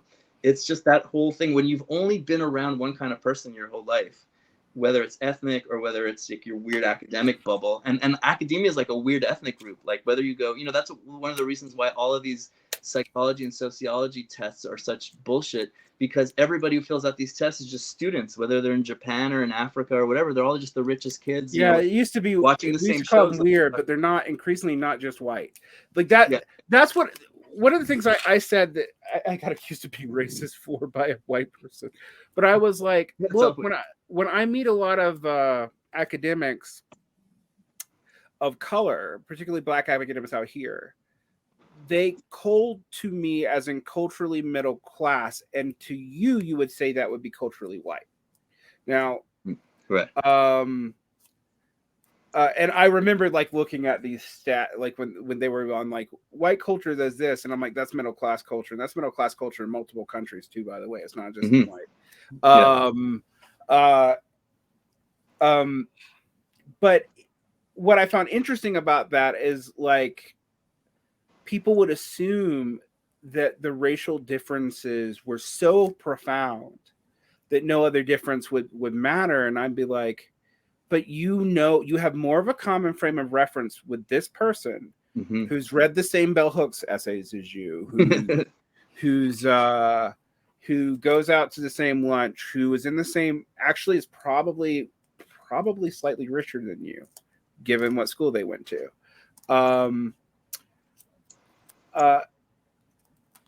You need to think about like whether or not you can handle that when you go out, and we would do immigrant work and stuff, and we'd be dealing with, for lack of a better term, off the boat, even though they're not off a boat, immigrants from like Nicaragua and El Salvador, and like, and the class gap is so huge. When they say stuff that would be considered super, super racist to that, you know, like you're supposed to worship the POC, but then the POC is like being 10 times more racist than anybody you've ever seen. Well, that was one thing that people who went to the South were kind of shocked about, was like the inter-minority ethnic tensions. It wasn't just black. And I'm like, you see that a lot. And my grocer was like, Muslim everywhere he go, nobody like him. He caused so much problem. That's like how... yeah, it was interesting for people to realize that racism is not just white people problem. I mean, but again, there's a deliberate conflation here, right? Like, one of the things the left both figured out the distinction of, but then systemically, and I think almost deliberately forgets, is bigotry, systemic racism, and implicit bias racism. Those three things are different. Yeah, they're not really the same thing. Like when someone says everybody's racist, there's just like, well, do you mean everyone's a bigot? Do you mean everyone has implicit bias? Do you mean everyone has some kind of wealth transfer because of Jim Crow? Like, these are radically different things. All right. But there is a tendency to weaponize them selectively and to Mott and Bailey them in a way where you can kind of pretend that they're separate one moment and then conflate them back together. That's the redefinition of the word racism as power and prejudice, because you're conflating a system, what you used to call systemic racism or institutional racism, with the universal human tendency to discriminate against. Well, it got redefined from that in the aughts, from power and prejudice to power and privilege, which I missed that one too. Yeah, I was about to say, you haven't been keeping up with your proper middle class cultural capital. No. And it's been redefined since then too. So it's interesting how it's used and what we've seen. So like, people would say, well, how has it really changed that much? I'm like, well, elite school boards, for example, are no longer 100% white. In fact, they are often pretty close to the proportions of POC to white that the country is. But if you look at the fine details, you will then discover, but not the same kinds of POC and not the same, right. Like, so like there'll be black people, but they're second generation. I mean, they're like Kamala Harris. They're like they may even be descendants of slaves, but they didn't go through Jim Crow. Slavery was ended like 50 to 70 years earlier in that country, et cetera, et cetera, et cetera. And they're not just from that background either. Usually they're intermarried with some other group. They're usually the elite from whatever countries they're. Right, exactly. I mean, one of the things I pointed out that conservatives used to point out, but they actually aren't wrong about this, is Barack Obama's white family was related to George W. Bush's white family. They're the same Brahmin New England elite. You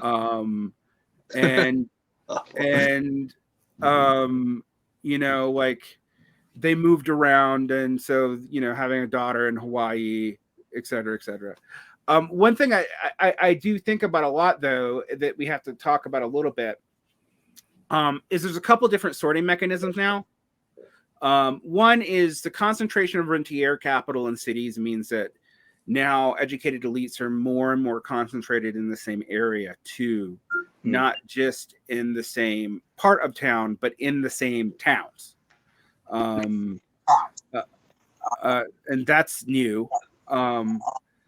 The other thing that I think we have to explain, and I did a whole lot of research to this because I totally buy the temperament research, but I couldn't reconcile that with the predictability in aggregate of regional industry predicting someone's politics. Oh, right. Yeah, that doesn't make sense. Well, I So figured how an do you- answer to what- it. Yeah, what? Yeah, tell me. 80% of the population doesn't give a shit about politics. What they do give a shit about is the elites who will benefit their immediate self-interest in a region. That will be regionally sorted, though. So certain temperaments are going to arise in certain kinds of industries. You know, like if it's a more rentier, academic, soft power kind of industry, it's probably going to be attracted, open to experience, libertarian and liberal and left goobers who are totally rationalized and assuming the rest of the world works that way too. If you're in an extractive industry that's basically run by thugs, that's the kind of person who's going to do it. And realistic. So the tendency of the region is going to be determined by that, even though I think if we looked at temperament sorting, is relatively like the extreme temperaments are probably only going to be 10 to 15% of people either.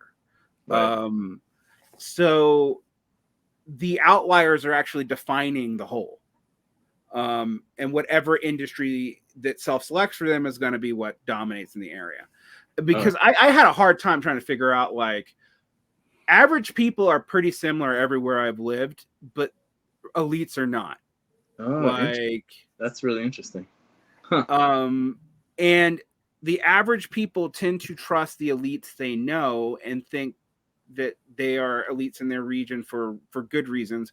This is probably naive on the average person's part, but you kind of think about it. You'd have an immediate incentive to like do that, right?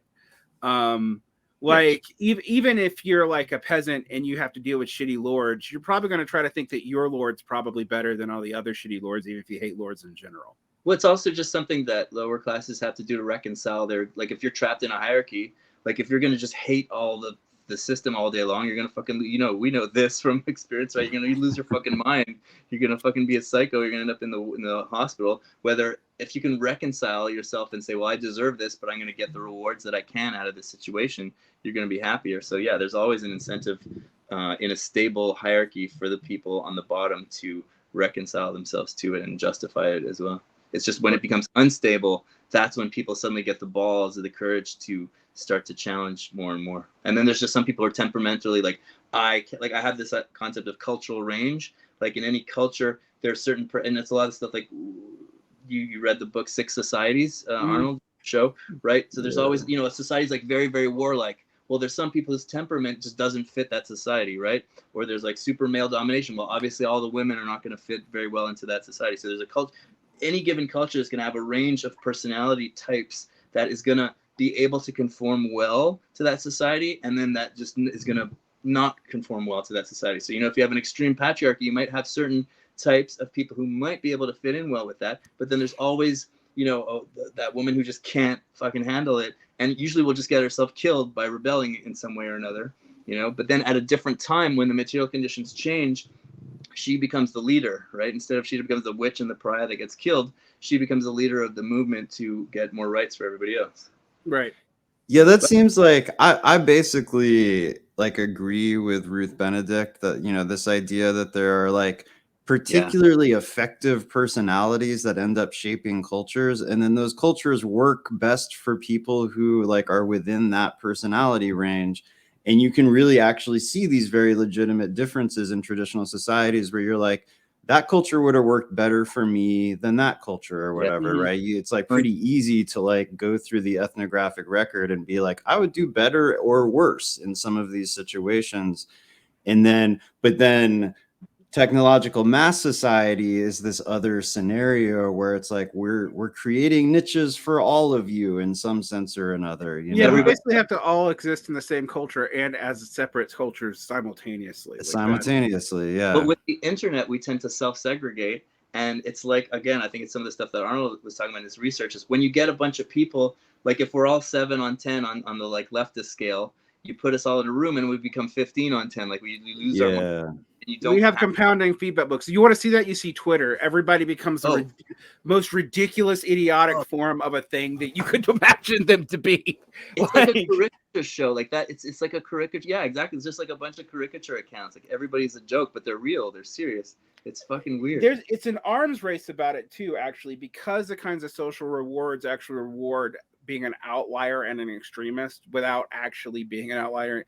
Like, so it's like you can be verbally extreme and trip off the other side, and you may even believe what you say, but you're probably not going to go shoot up the CPAC convention. No, nobody's doing anything about anything. Right. I mean, that's good that people aren't doing that. But yeah, I was about to say, I don't want people to become random stochastic terrorists. That's not what I'm advocating for. Let the right wing talk about whatever they're doing and masturbate on their computers, but we should actually be doing some stuff. Just Arnold, when you were talking about how people, activists seem more and more middle class, do you think it's because like rent, and I'm sure it's that way in Portland too, but it's like that in Montreal, rent has gone fucking bananas over the last 20 years. And I don't think, like, there used to be a lot more people with a lot more free time to do stuff like activism. And now I feel like a lot of people are just working all the fucking time. Yeah, I mean, right. That's exactly my experience, is that in the 90s, the sort of like the typical person participating in a movement was somebody who was doing the thing that was still like a legitimate possibility back then of being like, I'm not really going to worry about money or a career. Yeah. Like, I'm going to figure out this little grind that I do every once in a while, and I'm going to pay my $200 of rent. And otherwise, I'm just going to like have my band and go to my protests or whatever. And who the fuck, like, that's not anybody's life anymore, you know? Like, yeah. So now you have the opposite problem, and you see that I actually think we saw this in Occupy, where you saw and I've seen it in occupation since then, and it's actually kind of a problem, where you have upper middle class people and homeless people. Yeah, exactly. And I don't say this to demoralize or to knock on homeless people, because of why people are homeless is hugely variable. But volatility amongst the homeless, particularly in the United States, because there's so many mental ill people who are homeless. Yeah, it's a powder keg a lot of the time. And so what I've often seen, like I've seen this a couple times, where the middle class activists all get arrested, and they're going to get slapped on arrest, be made to write an essay. They might spend a week in jail, and it might be harder for them to get jobs. Probably not. And then the more socially stable, say homeless people will have left during that time period, and then all you're left with at the end are super ideologically motivated one way or the other, are the insane who will attack a cop. Like, I've seen it multiple times, and it's a weird sorting mechanism, and like no one talks about it because it would make people very uncomfortable. But the thing is, like, well, the reason why other people out here is, okay, if you got kids, you don't have time for this shit, even if you care about it. If you have a job, if you have a bunch of jobs, you care about it. And one of the things that people do not like, I saw people really attack Daniel Bessner for pointing this out, but I think it's an objective fact. When people told me that we were going to have the kind of riots in 2021 that we had in 2020 in the United States, I said, there's not enough people not working. Yeah. And they're like, what do you mean? I'm like, the people are too busy right now to do that again. Even if they want to, like, they have to eat. And so, you know, but wait, but Arnold, so you said that, yeah, so the average person that was going to activism was the guy who was working a couple of days a week doing something and then going to these meetings and doing stuff. Now it's just like middle class people. What happened to those people who were doing stuff before? Like, is there rent control in Portland? No, it's notoriously, I mean, those people have just been crushed, right? Like they are just like, they are either in such a desperate cycle of keeping their head above water that they don't have time, Are they or or poverty has so fucked up their lives that they're not in any position, but one way or the other, they're not in any position to participate. They're either like subject to too great of misery and scarcity, or they're working too hard to alleviate that misery. Yeah. And so it leaves people who are coming from that, you know, like who just have more time and money on their hands, are, you know, like who tend to be people who are coming from, I mean, it's basically like the same process of gentrification that happens in neighborhoods happened in activism, where it's like it leaves some of the same sort of superficial forms, but they have this very different sort of like feeling and content to them now, you know. There's a bar that it's sort of been closed for a while because of COVID, but it's going to reopen. But that I always hang out at, and it tends to be poor arts type people that work there and hang out there. And then the neighborhood's been gentrifying, but it still kind of has a lot of that character. But then one day I remember going in there, and I had this weird feeling when I was like, everything looks the same, but something's different. What's different? What's going on? And then somebody told me, oh, this is a record label convention. Everybody in the room dresses like they don't make any money, but they all make $80,000 a year or whatever, you know, like that's what you're saying. It has a superficial look and style. Everyone has like similar tattoos, similar clothes, but they all make $80,000 a year. And there's something about the way they talk and they hold themselves that gives a totally different vibe, even if everything looks the same.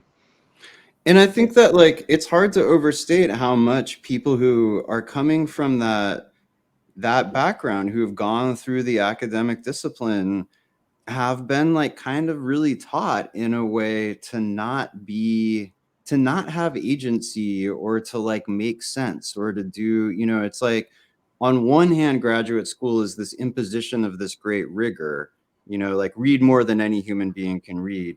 But then people who go into disciplines where they're trying to like make a difference, or to like shift some of the variables in our society, you know, like that same girl that I was talking about, who, you know, I had this like long-term organizing and romantic relationship with, that ended for her to go to grad school at Oxford in, you know, like to do like a dual degree in political science and climate change, you know. And that experience was so crushing for both of us, because she was coming at it with enough of a background that she wasn't really intimidated by what they threw at her.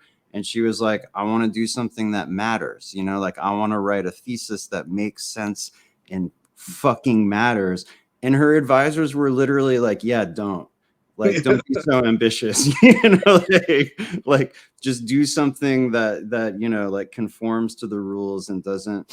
And that, you know, it's like to get through that process, you have to it's not only like the disorienting cult indoctrination of being like, you know, like constantly threatened with humiliation and constantly anxious that you're not meeting some unarticulated standard or another, but like literally being pushed away from effectiveness in the exercise of agency.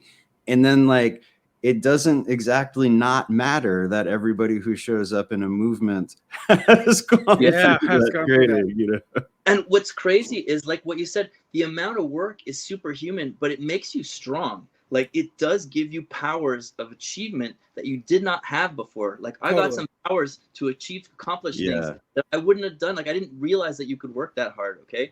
And so you go in there and you're also exposed to a lot of amazing knowledge. Like you're reading a lot of crap, a lot of postmodernist shit, but there's some good stuff in there. And there's some other good stuff that you're reading. You are connecting with smart people. It's got all this potential, but then everything just turns to shit and everything is geared around making you pointless and useless. It's also alienated from each other. That's something that I think we haven't talked a lot about, but like the amount of competition that's inbred in that, like, yeah, like, and it was weird because I'm a poet, right? And I went through a poetry program, and you think, we all know poetry is not well read. None of us are going to be rich. I'm a weirdo who's doing it because I had given up on trying to make money from academia at this point.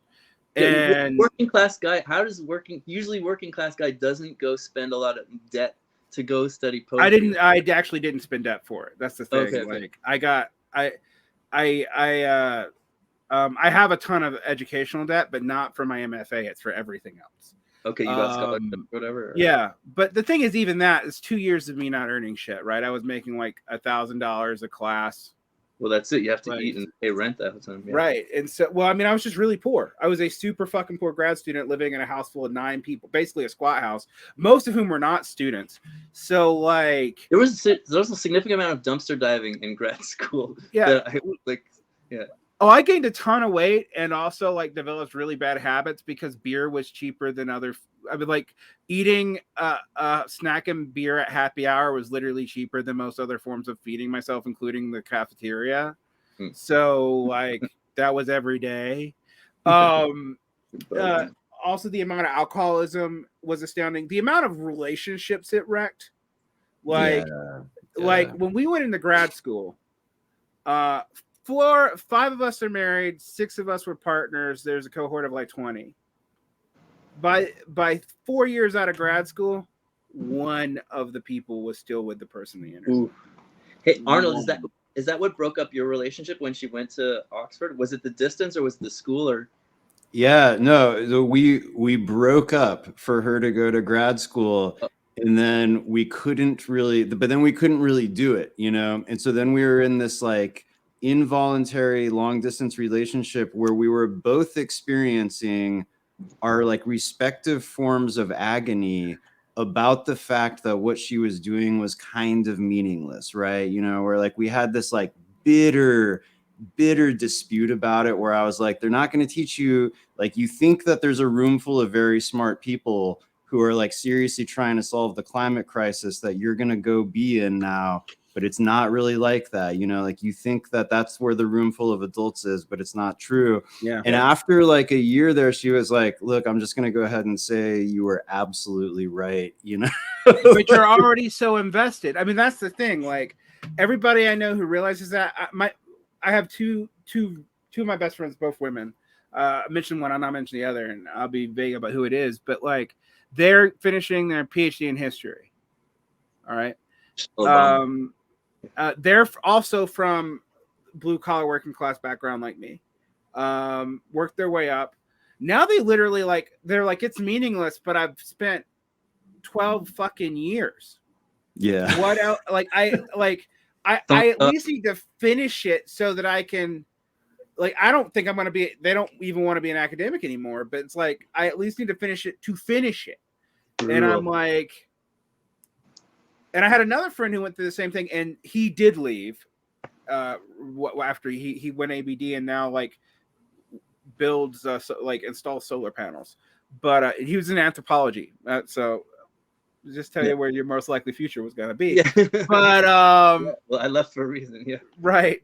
I think we all left for a reason. But it's actually, I kind of got spit out. Also, I ended up in a lot of conflicts because I wasn't just good at keeping my head down. Like one of the stories you told that got you the best marks was when you wrote something that no one knew about.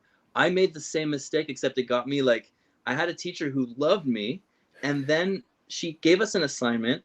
And I was like, oh, I'm going to do this thing about the Mbudi, like this egalitarian hunter-gatherer society. I forget what it was thing, but it was what she wanted, but I'm going to do it about the cultures that I know about. And I was really excited to apply my knowledge.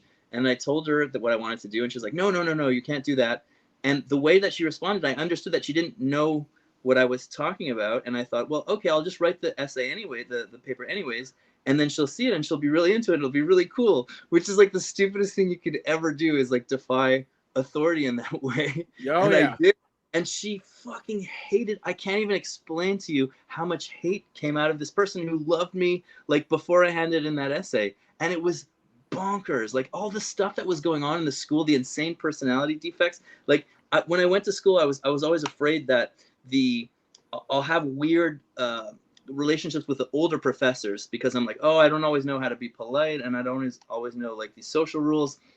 And older people kind of make me nervous, but it was the exact opposite. The people in their 60s were really cool, whether they thought like me or whether the arch conservative guy who thought the Vietnam War was a good idea and that climate change isn't real. Like I could have easygoing conversations, debates, disagreements with them, no problem. But the 40-year-old with ripped jeans and like unshaven, they were insane. Like there was this dude, he told me, he gave like I was a TA for him, and he gave a lecture in the class.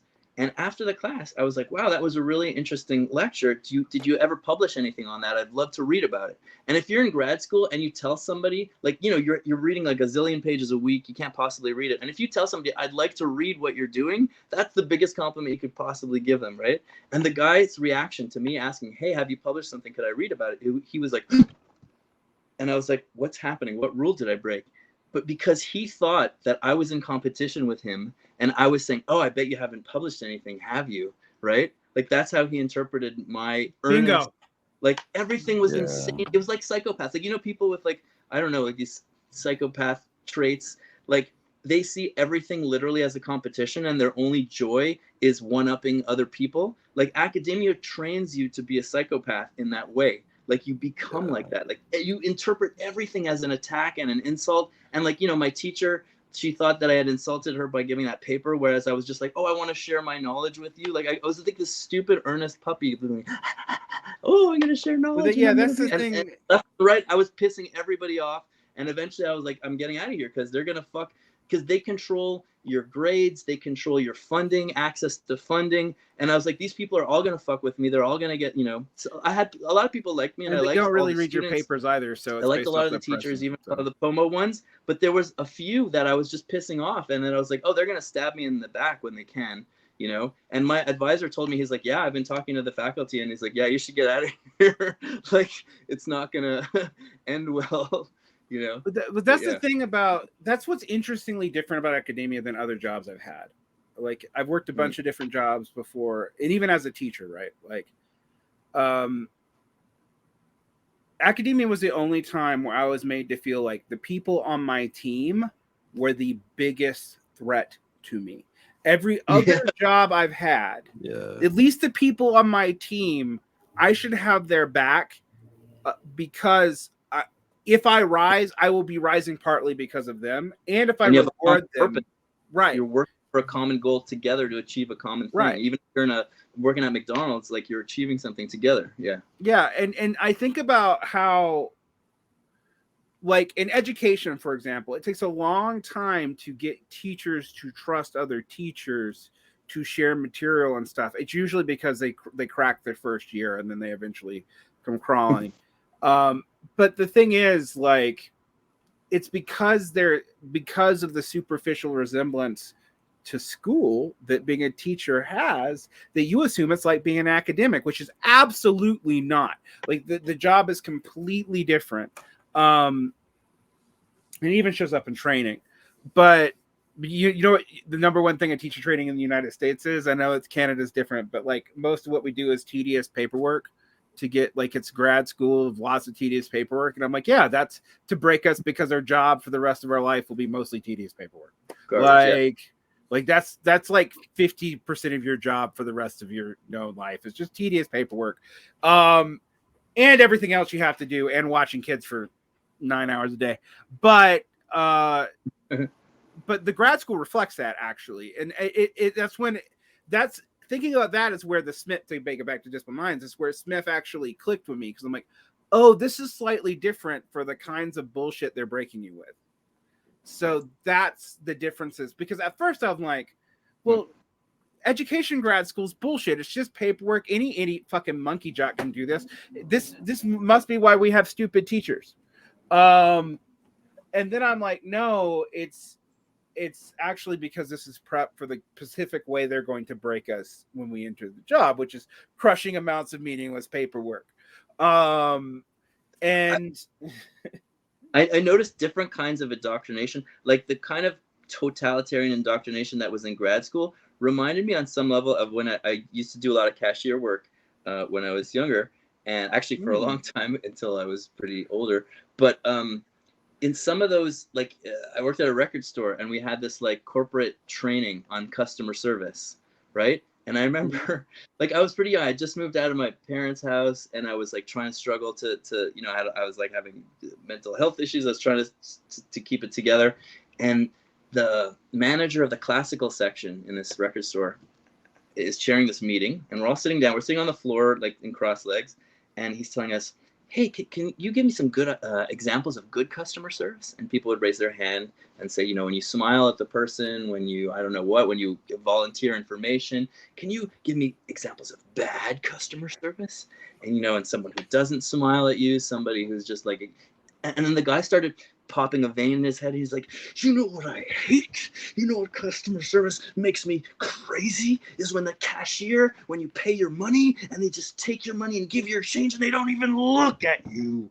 And I was like, what is going on? I was like, this is why I went to kindergarten, to be trained in like this kind of weird, you know what I mean? Like you're sitting cross-legged, you're giving examples, and this fucking lunatic is like totally invested in, you know what I mean? This guy's getting paid $10 an hour, and he's like furious if the cashier, who's fucking tired, working like way too many hours, not enough money, can barely pay his rent, not eating shitty food, that he doesn't smile at the person who's giving them their change. Anyways, it was that. Whatever. They're just two kinds of misery indoctrination in two kinds of totally different industries, and I find that there's actually a lot less of that in customer service. But anyways, I don't know. It's way briefer, right? Because there is a direct parallel in job interviews for like trivial jobs. Like if you're trying to line cook at a bagel shop or whatever, they will do it to you for like, they will make you just once in your life. They'll be like, tell us why working in a bagel shop is important to you or whatever. like tell us why you want to do this. And for that moment, you have to debase yourself in this very specific way. And it's like, of course, they don't care about your answer. Like they're not going to be inspired by the bullshit you come up with where you're like, well, ever since I was a little kid, I just really wanted to work in a bagel shop. But you have to say something like that once to prove that, like that is, it's not really the content of the statement. It's just the discipline of being like, yes, I will do something as absurd as give you an answer that's like, I'm going to take your question seriously and I'm going to answer it. And then, but then professional training is like, it's just a whole lot of that, of the imposition of like, do something that feels meaningless, right? Like be in intense competition with everybody around you to do something that doesn't really feel like it has a lot of content or substance. And that fundamental alienation of oneself from what one is doing is the fucking point. It's like my dad did some, I forget what the statistic is, but he did some like incredible amount of time in various institutions before he was like in his mid-20s. He had done like 10 years in either a prison, a juvenile hall, a reform school, a psych ward, the military, right? And he was like, they're all the same place. It's like, there's just a certain type of person out there who wants to put you in a cage and feed you a bologna sandwich. And that really stuck with me, right? And I was like, right, because it all does the same thing. It really does. It is. It's interesting, actually. The intensity of the hazing's the difference. The hazing's there in all these contexts. But like if you think about certain elements of grad school, it's like, I'm going to be hazed for 3 to 7 years. Yeah, exactly. That's right. Exactly. And that is cult levels of hazing, by the way. So the reason is, like for the job interview for the bagel shop, they just need to know that when I need to give you a command, you're going to humiliate yourself and take the command. That's all I need to know. And I don't need to fucking, break your soul. But, and what I think Schmidt talks about it in Disciplined Minds, the reason grad school is such a long process of indoctrination and humiliation is because we're going to let you out into the world and you're going to be a newspaper columnist. You're going to be a journalist. You're going to be an anthropologist. You have all this independence. So we need to make sure that you are broken and conformed and you're not a threat to anybody, and because you have that much freedom, you have to be more broken. It's similar to Soviet Union.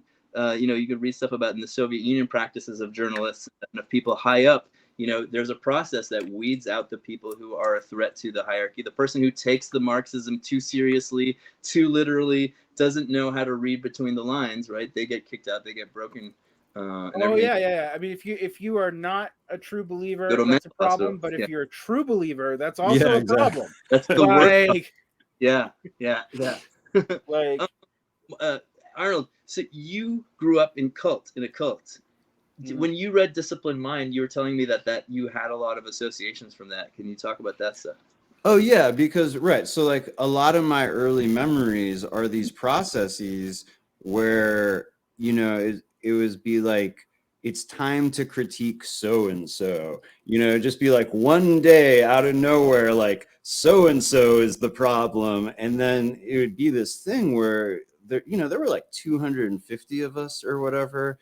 And while it would be led by people who were in clear positions of authority, the idea was to have like kind of everybody talk about how this one person was like failing to embody the principles or whatever. And it was amazing because I mean, what's the harm, right? You know, it's like no bones were broken or whatever, but that stuff would have more of a conspicuous, lasting impact on people's sort of like behavior and affect and whatnot than, I mean, because there was also like really intense like corporeal punishment and like, you know, physical torture that went on. And like that stuff was not as effective as the group condemnation process, right? You know, and the same thing of like how grad school wants to keep you exhausted or whatever. It's like in really intense cases, they would just keep people awake. And it was like people would just be like I have these really distinct memories of my mother crying and just wanting to go to sleep, and these dudes like berating her, you know, being like the middle of the night and like wanting to protect her but not being able to, and like, and what's the pretext for keeping her awake like that? Because the criticism isn't over, you know. Okay, just like, you know. I mean, it's like malice level stuff, right? Where they'll criticize someone until they break, and then they might kill themselves. Like, but we also do that in activist groups, like all the calling out stuff and all the, you know, calling to account and all that stuff like that. And you have to criticize yourself and, oh, I did this thing and I did that thing. It's a similar psychology. That's why I think a lot of it's conspiracy by accident. Like people have an instinct that is a hierarchical instinct of control and power, and you kind of intuit these types of methods because they work, right? Whether it's an activist group that's supposed to be left-wing, but it's actually right-wing, and it's, you know, in that it's like a hierarchy. Yeah, it's institutional culture is right-wing, yeah. Yeah, like, and it's more about the control than it is about the goals, which I don't know, maybe we'll have to do it another time, but I want to talk a lot at some point, and I'm thinking a lot about it, is just how to, because so there's one thing about, like, you know, you're talking about activists are becoming more middle class and that this is of serious detriment to activism, right? But activism is small in the sense of it's a small amount of people who are always going to do it in most of the time, right? So in a way, it kind of doesn't matter that much, maybe. I mean, it does matter, but in a historical broad strokes. But what matters to me and what I'm afraid of, you know, on top of all the other things we're afraid of, like the environmental could collapse, is that in the times when some big calamity happens, or as things get worse and worse and they reach a certain point, average people are going to start to act out. The worse things are, the more intolerable things are, the more people will tend to act out. I mean, there's a way. We have random shootings in the United States for a reason. Okay, yeah, okay. Actually, that's like the canary in the coal mine, right? That's a little tip of the iceberg. So, you know, now, if the wrong ideas are in the air, or no ideas are in the air, but there are ideas, then the reaction that the mass people are going to have is going to be horrible. Like the way things are now, the ideas that are in the air are very fascistic. They're bad. So what I'm interested in doing with what I'm working on, you know, I'm sort of building this theoretical stuff, but I want to get good ideas, simple ABC ideas that could catch on to a general public, so that even if it's not, you know, I don't expect people to go out and revolt or necessarily do that much, although I would like to do that as well. But when the time comes that there's a critical mass, or there's some collapse, or the next big recession, or whatever, that people's instincts, you know, like in you know, the heyday of socialism, that those ideas were floating around the general public. I mean, some of them were bad, especially after the Soviet Union was established. Like the ideas that were floating around, well, maybe the government should control everything, you know, on behalf of the people. That's not a great idea, but those ideas were there. Well, I feel like we can put ideas that are simple, easy to understand, attractive to a lot of people, because a lot of the people who think that they're on the right are actually have a lot of left-wing, you know, motivations, like the stuff that Varn was talking about. I don't know. I would really want to work on that. I want to get. Well, I want to work in it too, but I'm also worried that we're running out of fucking time because like I just see calamity after calamity in the near future, whether it's academic. I mean, I think we're about to have an education crisis, by the way. This whole system of control is beginning to unravel because it's too Byzantine and top heavy. Higher education, you mean? Yeah, oh, for sure. The administrative cost to keep this system up is becoming way too high. Ludicrous. And it's not serving any purpose. All it's doing is just keeping intellectuals out of the regular workforce and into this weird academic workforce. That's now that state and the donors, Now that also a lot of people just age out of the workforce, there's no reason to do that anymore. By the way, I mean, like this theorist of education, David Blacker, actually does point out that there is a direct correlation between expanding the need for credentialization as a means of proving yourself possible for employment, having to be also tied to relative rates of like population size and the amount of jobs in the system. And he doesn't think it's like explicitly planned, like, but he think it's, you know, you called it a conspiracy by accident. I think a lot of systemic things are basically conspiracies by accident. Oh yeah, most of them. And so there's less jobs, there's less semi-skilled and unskilled jobs. They're really easy to get. There's too many people for them. You don't want to have a high unemployment because that's socially destabilizing. You increase mandatory schooling from 14 to 16, 16 to 18. Then more and more jobs that didn't require credentials start requiring them because as entry level, because you can demand more, even though all the management doesn't even have a degree because they didn't need it. Yeah, just to weed out, you have 7,000 applicants. Now you only have 500 applicants. Exactly. But now we've started seeing, and I saw this at two large insurance companies I know are beginning to decredentialize positions that they credentialized 15 and 20 years ago. Just because they don't have the people and the quality of graduates aren't as good, which is we don't have the people and the education's not as effective. The neuropathy, the pathologies from this kind of education are actually beginning to outweigh the benefits even to the elites. So people are complaining in their workplace about this and that thing, and they're unable to work with other people, even within their own groups, and they're hyper competitive, et cetera, et cetera. And they want management to take care of every interpersonal issue. And exactly. Yeah. So like, oh, interesting. So they're just like, I don't want any of these elite, educated, formed people. It's not worth it to us anymore. Also, we don't have enough people anyway. We'll do the test ourselves. So. I don't think that's mass yet. I mean, like, insurance is one of those jobs that's like teaching that's, you know, slightly better than a working class job, but I think you're going to see a lot of those jobs that got highly credentialized in the 90s and aughts, and they were not credentialized. Like, what kind of credentials did you need? You only have to pass a test, but most of the jobs now require you to have a BA. You don't really need it. It's not like. It's not required, but we also have to remember, like, we were producing all these graduates for, like, think about the JD in the United States. Our teachers in Canada, all right, they produce like 3 teachers for every one job in Canada. Now, in the United States, there's a deficit of teachers in Quebec because the pay is so shitty that they try to get jobs everywhere else. Yeah. But I mean, when I was teaching at elite institutions abroad, so many of them were Canadian because they're like, I can't get a job in Canada. There's too much competition.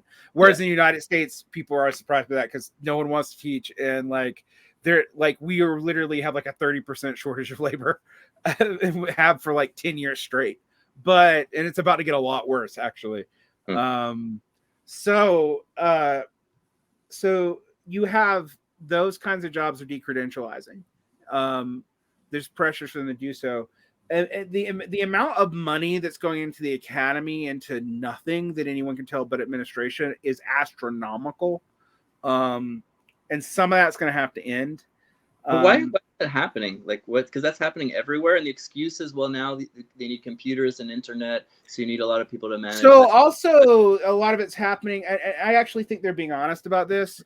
They're accepting more and more students from backgrounds that don't have the quote cultural skills to deal with education. So they're having to hire people to mentor people in all this middle class bullshit that they used to teach implicitly. Oh, they actually do that? That might see. Did you ever see that stupid show Undercover Boss? Right.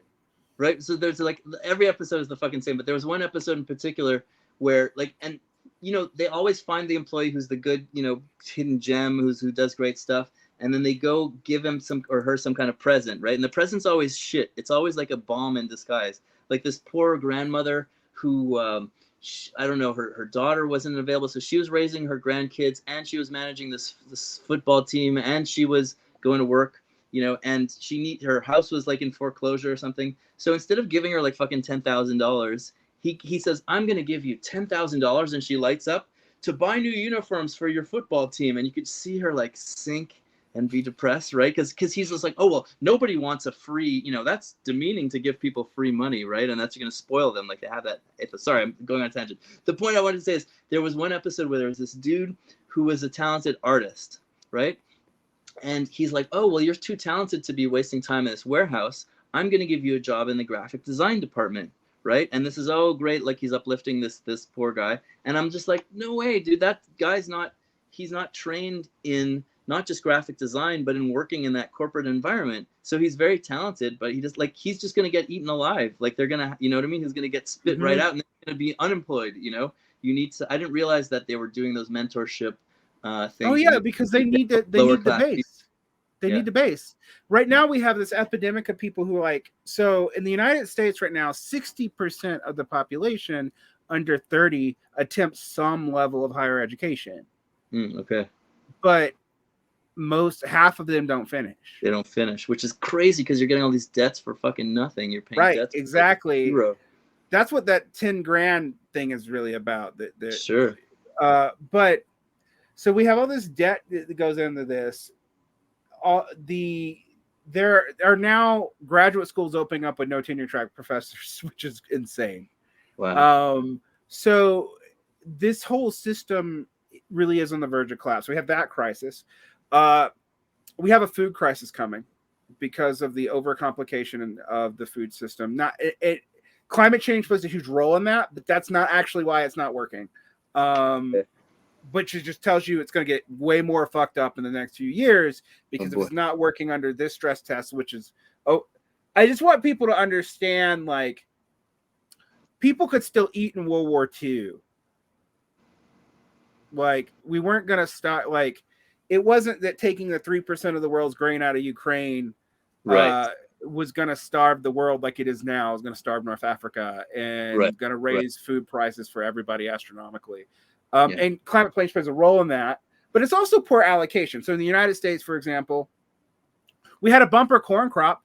But you know what we're going to use it to? Make ethanol and feed cows. That's what we're going to use it for, almost entirely. And it's like somebody was explaining, it was actually a bourgeois, and because right now I've gotten to the point where I only trust bourgeois news for bourgeois people because they kind of don't lie to themselves. And that's why Noam Chomsky says read the Wall Street Journal and what's interesting is that's beginning not to work anymore either. Like a lot of people are drinking their own Kool-Aid, but but if you watch like risk analysts, they'll be honest with you and they're like, the United States off its corn crop could feed its population entirely off of the corn crop that it grows. It would have to process it in a different way and use it but it's not going to.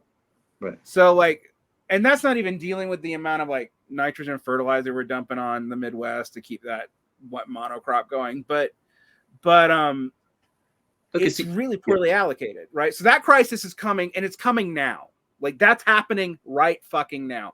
And what I'm worried about, Daniel, is not just that we didn't have the ideas out there. The left had a window of about 6 years that it masturbated to bullshit on. Yeah. And like it left most of the talking points to national conservatives. These conservatives in America are coming up and they're talking about masculinity, and people think they're talking about big. No, they're talking about men feeling like they won't be able to get married ever. Yeah. And provide for a family. And Alex Jones says a lot of stuff, like very attractive. You know, he seems like a lunatic, but he's saying very attractive stuff.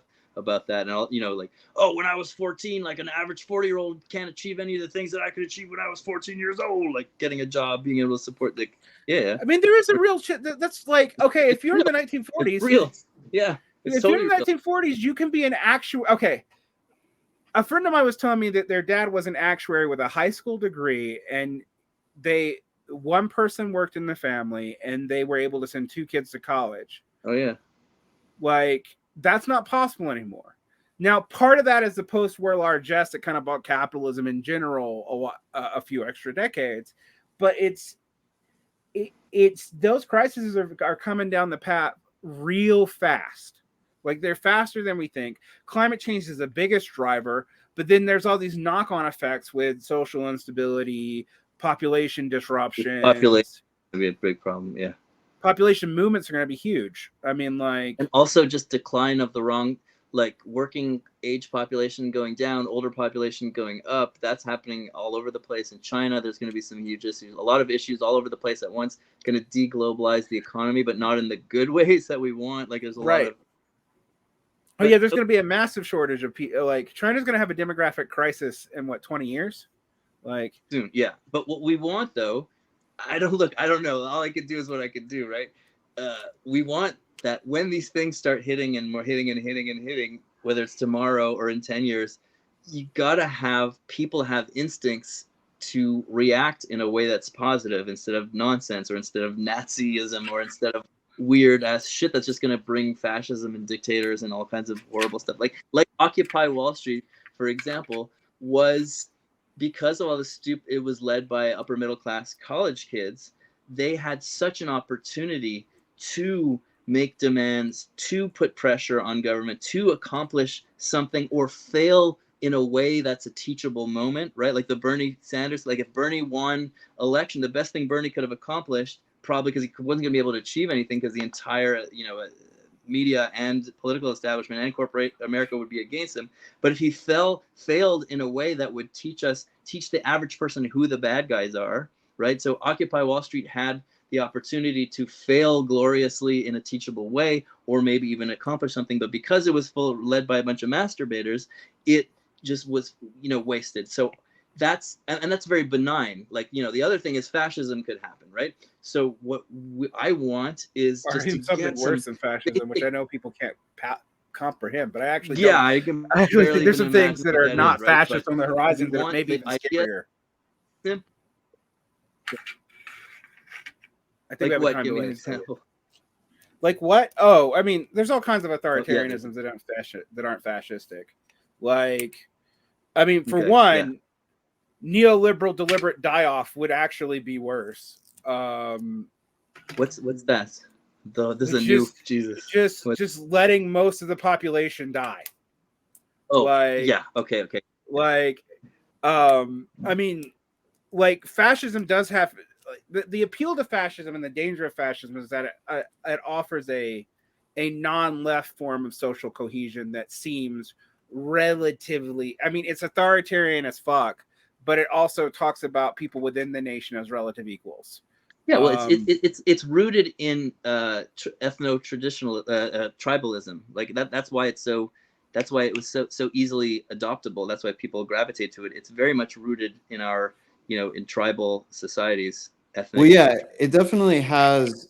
I think in the case of like egalitarian and authoritarian sort of political agitation, in both cases, there's a narrative against alienation, right? In both cases, like one of the fundamental things you're saying is like, we will somehow create a society in which this alienated condition will no longer persist.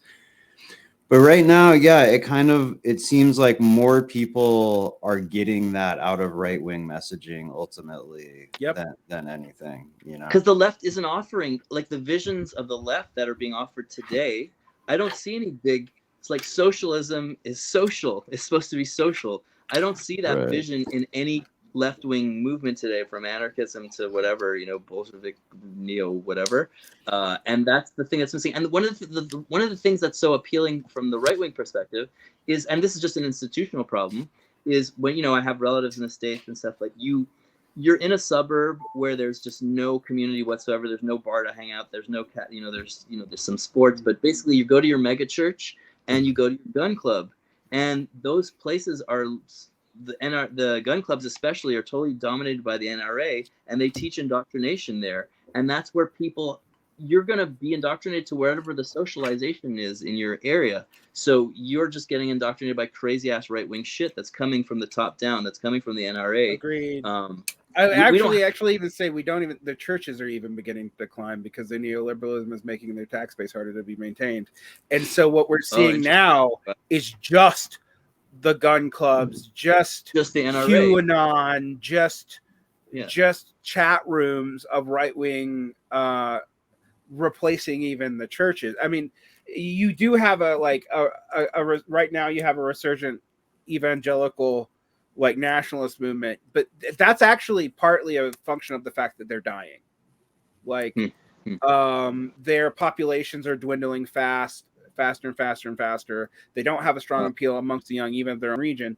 But that actually means ironically, that means the kinds of things that are on the table are going to be more desperate and more right-wing, and they're the only things around. And the left has, I mean, the thing is, when I get pushback when I say, look, for a country like the United States, you gotta be, even if you have a ton of people, the reality of the way the government is set up, if you don't have movements in places outside of urban areas, it doesn't matter even how much working class people you have. If you're only in New York and California, because I will say, there is actually a working class part of the DSA in New York, but it's only in New York. And it also, I mean, its messaging is rather lazy because its competition is neoliberal Democrats, and that's it. And a Democrat's going to win that seat regardless. But they're not trying to appeal anymore, although they were, interestingly, in 2016 and 17, to purple cities and blue and red states, and are trying to come up with a viable rural program, which I don't see anyone on the left dealing with. I mean, and I go and I travel the country a lot, and I'm from a red state area. I've spent most of my life in conservative areas and in exurbs and stuff. And I just hear people talk, and I'm like, you have no idea how to talk to these people. Even when you're trying to help them and empower them, you sound like you're insulting them. Yeah. For example, talking to workers like they're victims does not go over well. Of course not. It's so obnoxious. But it's part of the training of a certain group of harm reduction people, because, if you're fighting and you're losing, you're entitled to our help because of the harm. But that's not how, I mean, I also, when I hear that stuff, I recoil. I'm like, I don't fucking need your help. Because they're being trained to be the savior and the lawyer of the poor people. They're not trained to be helping, being one of part of a movement. They're like, I'm going to uplift you because that's my special power position that I have. It's so fucking it's so self-aggrandizing in this way, because there's this politics where it's like, you're supposedly speaking to people about their immediate material interests. And the theory is that you can't talk to people about anything broader than that, because that's what people really care about, blah, blah, blah. But then it's like, but you, the exalted organizer or whatever, you can care about, it's like you can care about the whole universe and everybody in it, but you're assuming that the people you're interacting with don't. And that in and of itself is so, it's like something that's really unexamined, but really screamingly apparent to the people who are being, messaged to or whatever, right?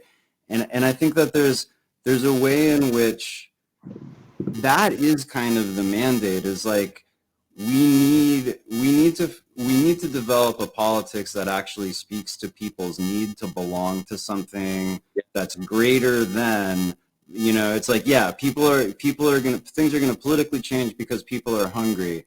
but they're not going to go for the politics that necessarily guarantees them the most food. There's still going to be, you know, a search for meaning or whatever happening, right? Because that's a basic need as much as food, right? Community is a need as much as anything else.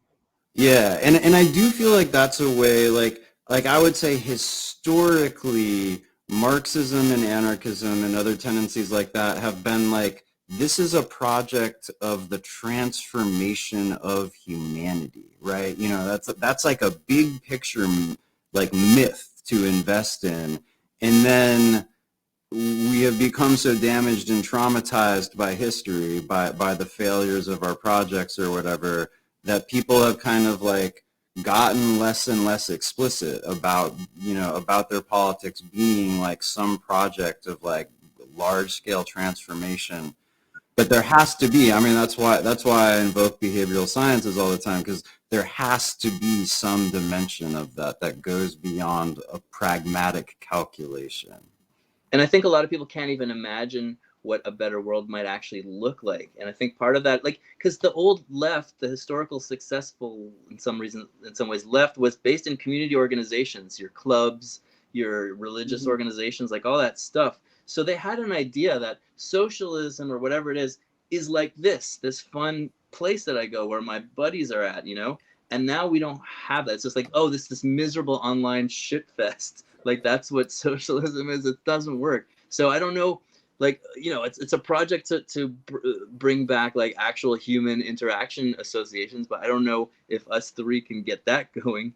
But there's a vision of what it looks like. I think that's something that you can work on. Like, what's your day? You wake up in this, you know, in the world the way we want it to be. What does it look like? What are you doing? What's your life about? And I think that can be a very inspiring.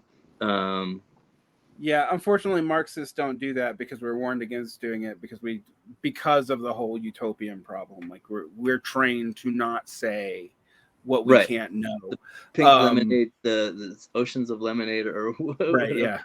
But I would say I want to talk about the appeal of this of the right a little bit right now, and then also pick up on some other things you guys have been saying, because I think the right weirdly offers both an authoritarian and an egalitarian answer simultaneously. Now, the egalitarian answer is actually bullshit, but they do put it on offer. Whereas the only reason that the national conservatism is popular, or not the only reason, is a lot of the egalitarian implications of it. That's the. I mean, and occasionally somebody like Nick Land will say the quiet part loud, like racial nationalism lets loser white people in, and I don't want it. But which is like, man, what it may be good that some of you guys don't know to lie, but one thing I will say about us is we say we're offering egalitarian, but we don't. And the other thing we don't do is, you're right about the social community thing, but people then hear this in anarchist circles, and I will say this is mostly anarchist circles. Marxists are killjoys and don't enjoy anything, so we don't have this problem. But the joy that they give, like when they talk about, like, you know, a joy in organizing or whatever, it's like a fucking chaotic block party, but it's not like a church social. And I think people don't understand. I'm like, there's a time and a place for the chaotic block party. For those of us who are like, you got to offer us joy, but you also do have to offer us responsibility and discipline. And being egalitarian about that actually increases the responsibility and discipline. But the thing is, we've so moved away from that, and we so encourage, because of the academic bias amongst the left, which I think anybody's got to be honest, it's a big problem. But I also think because of the kinds of people who aren't academics who are attracted to the left too are people who society doesn't work for. So like, they often don't know how to, even when they come from the outside, engage in this discipline in a way that doesn't come off as authoritarian and creepy. Because I will say this, I'm worried about that, because both sides right now of the political spectrum in the United States, the reason why we're so easily controlled is relative discipline amongst the poor people just kind of isn't there. They can discipline themselves for work, but they don't have it for the rest of the time. Let's be honest. But that's also true for academics. Like, they can't turn this shit off. They can't discipline themselves to like adjust. Like code switching is a kind of discipline that Arnold was talking about the benefits that these people in society have, is like normally these kinds of modal middle-class people can modulate and code switch because they know a lot of people, but this very thing that we're talking about has made that impossible, right? Like they can't do that anymore because the kinds of trainings that they do shut that off. Which I do sort of wonder if that's not deliberate in a way, because otherwise they really would be a dangerous class. Like, yeah. Like,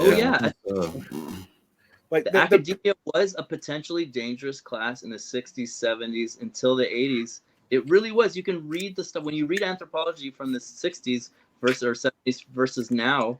There's a different, even if they're the same orientation, there's like a practical element implication in the text that is not there anymore. Like, oh, our society could learn from this hunter-gatherer society. That's not there anymore as much, really. It's just like, oh, this is interesting.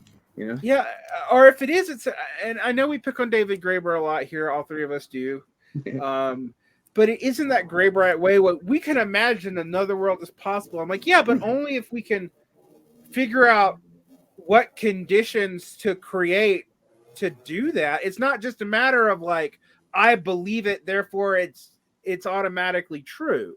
Like he was peddling. He was doing something super important, which is peddling hope and pointing us to anthropology as the source of that hope. And look at this as possible. That's all. It was like an amazing project, except that he took away he was unconsciously infected by the postmodernism in that he didn't understand that, well, you know, okay, we want to fly. Well, you can't just say, you can fly. Look, birds fly. We can fly. You have to say, well, you have to build an airplane. It takes work. Here's how you do it. But it's possible. So let's do it. So he wanted the shortcut, and it sucks. It was an amazing project, though. You know? He maybe didn't do a great job all the time, but in a way, Graeber is really illustrative of the academic discipline we're talking about, because he did break it. As an academic, he was really I'm actually going to... What's that? He was punished for it too. Yeah, exactly. Right. And he suffered a very predictable fate for breaking that discipline. But and so much of it is like, it's not like, I think it is pretty intentional, but not like there was an explicit conspiracy. It's totally in that realm. Like Masha Geshen talks about how at some point in the history of Russia's elections, Putin started getting like 98% of the vote. But, you know, like elections are actually administered in a very decentralized way.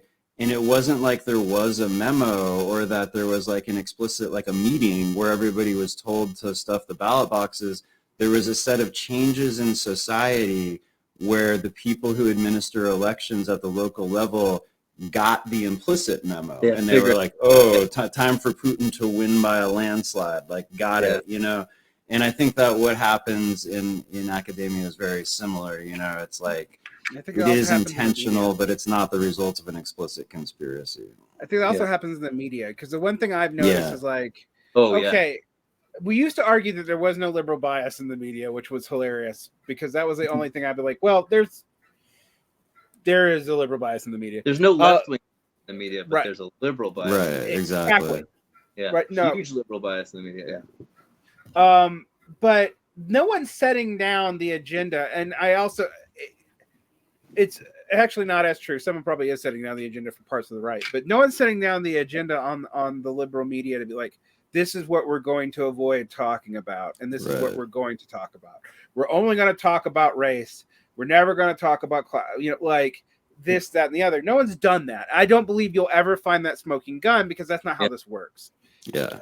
Like, well, it's just in who you hire and the kind of person who's gone through the system of the top universities that you're going to be recruiting from is the kind of person who's smart enough not to, or, you know, who's not ideologically that way. It's the same way, like, look, Jacobin magazine is not going to hire some right-wing racist guy to write for them because it's not a good fit, right? So just the same way, the New York Times isn't going to hire, I don't know what, you know? Right. I mean, and it's interesting. that's actually becoming a problem. Like, because, way? well, I mean, because now you have two isolated media landscapes entirely. Yeah. So, which is what the norm. That's actually the norm. Like it was that. That is the historical norm, actually. That's the historical norm since mass media existed, which isn't the all that. The exception is from the late 40s up through about 1975 in the United States. I think it lasted a little longer in Canada, but like a generation, basically, or and a half. Yeah. Right.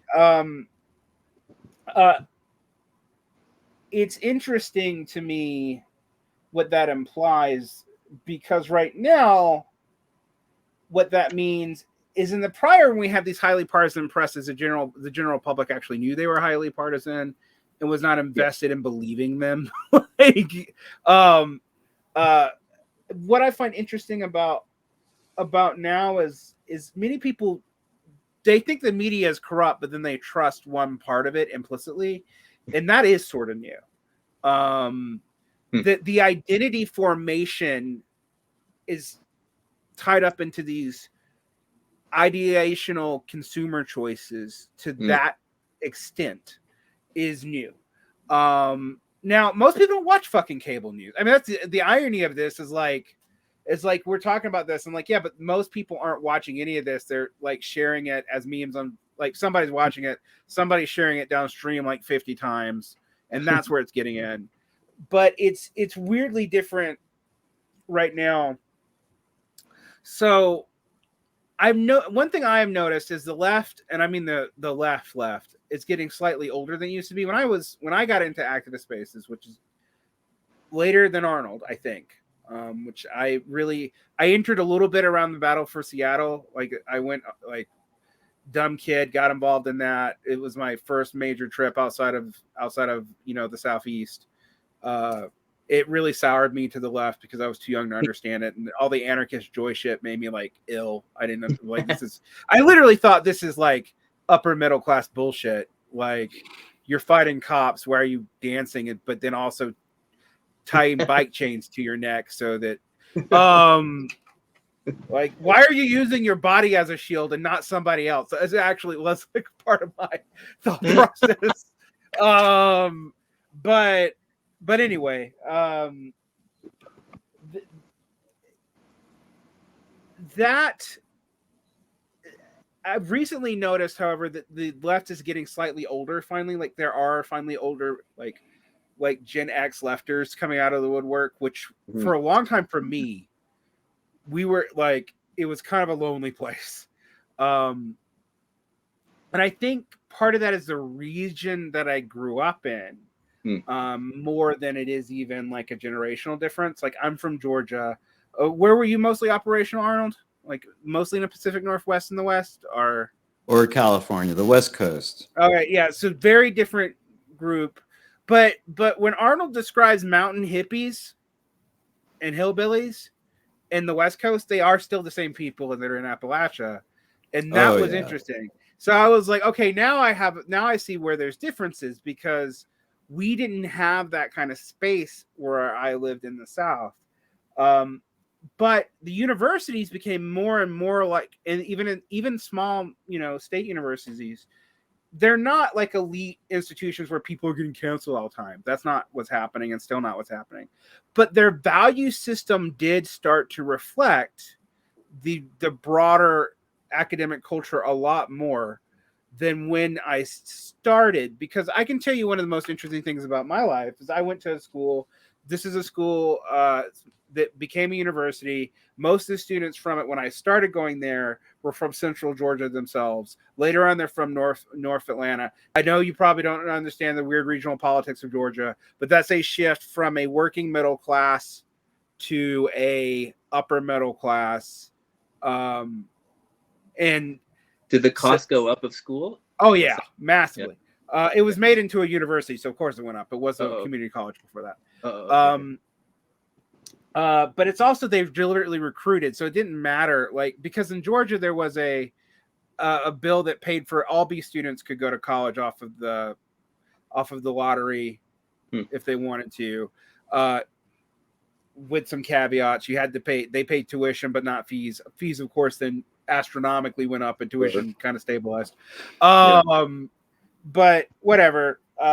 So they were still recruiting, not just for money reasons, but for alumni reasons from this area. So what you saw though when I started, so Patch Adams, the actual guy, not Robin Williams, came and spoke to my school, and it was right before the Iraq War, right after 9/11. And this will tell you the difference in the culture of the school. He got booed off stage for being too liberal. 5 years later, any conservative that kind of stepped on that campus would have been chased off. Mm-hmm. That shift was in 5 years. So I also think the educational norms really actually like they got really set in stone. Part of it's also like local academics disappeared. Like there's so many elite academics that now even at these small schools, you're competing with people with Ivy League degrees. Like, yeah. So I went to, because I went to McGill, but before, when I did my BA, I was in Concordia, which is just like the local school that doesn't, I don't know, ranked like 5 millionth in the world or whatever. Then there, even at one point, the professors were all coming from Ivy League universities there too, because there's just so many of them that they're just working. Every job anywhere was taken up by Ivy League graduates. Right, and so but these norms have spread out to the larger culture. One of the things I was saying about what I saw during, what I even saw here in Salt Lake during the George Floyd thing, is that those norms, whether they were from the left or from liberal NGOs, and they got it from both directions, were imposed on that movement the longer it was around. And they were brought in from the internet, because the other thing that's happened is academic norms have been standardized and left people who haven't even gone to school because of blogs and even stuff like we're doing right now, honestly. Yeah. Did you, did you ever read Coddling of the American Mind? Yeah, you know that? I have. Right. So Haidt is like a centrist, dumb, politically. But so, yeah, do you think that played a role? Just like the fact. I think a lot of it, Jonathan Haidt's a hard person for me to deal with because I hate his politics, but he's actually one of the most insightful people about why. Totally. Exactly. My eyes are like when I was just in BA student, he was giving me all these Jonathan Haidt articles, and he's brilliant, but then he's so stupid. At one point he was like, I used to think hierarchy was bad, but then when I was in India, I saw that the poor servant, who was cleaning the tables, she was happy. So I realized it's not so bad, Yeah, that stuff is, he has rich bourgeois ideology. Like, it's so straight up. Like, that's his ideology. But a lot of his insights are brilliant, right?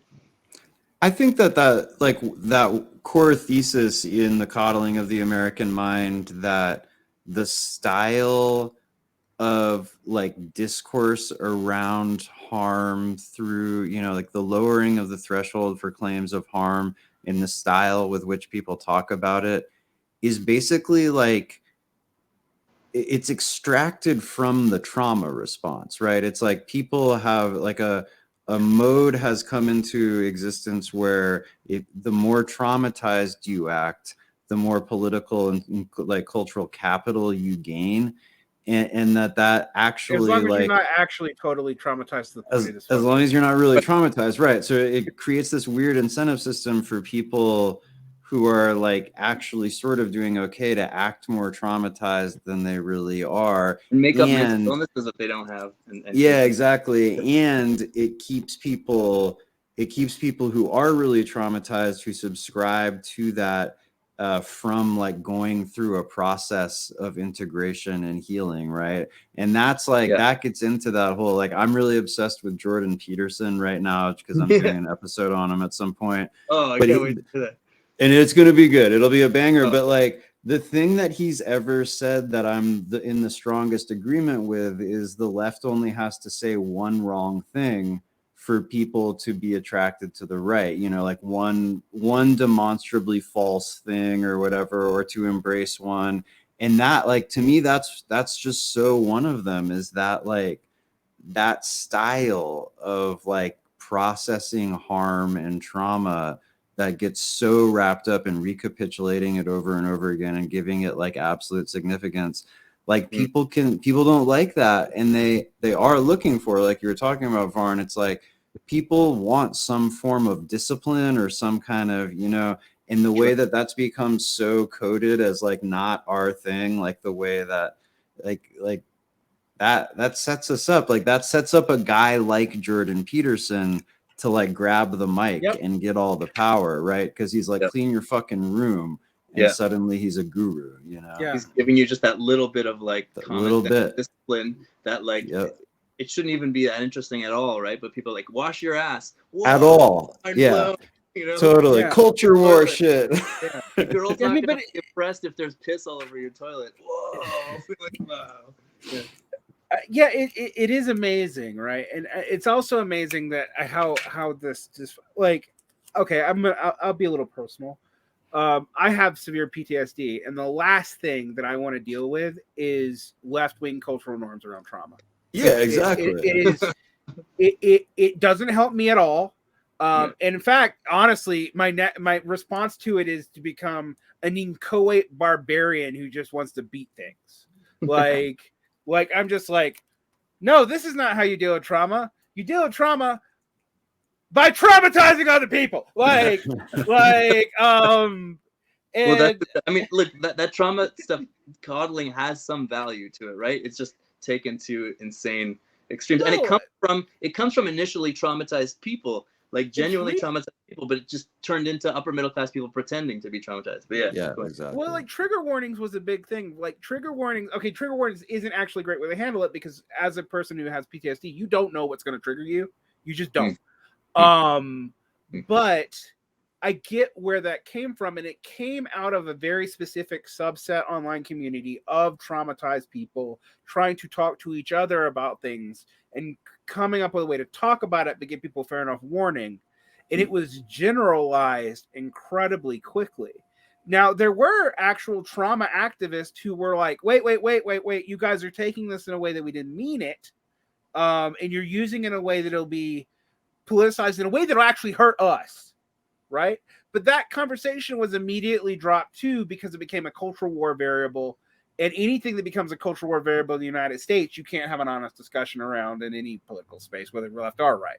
So that, you know, I don't think like the right answer to trauma is like, let's all become barbarians, but trauma doesn't exist, because that's how you build sick societies, honestly, to be completely frank.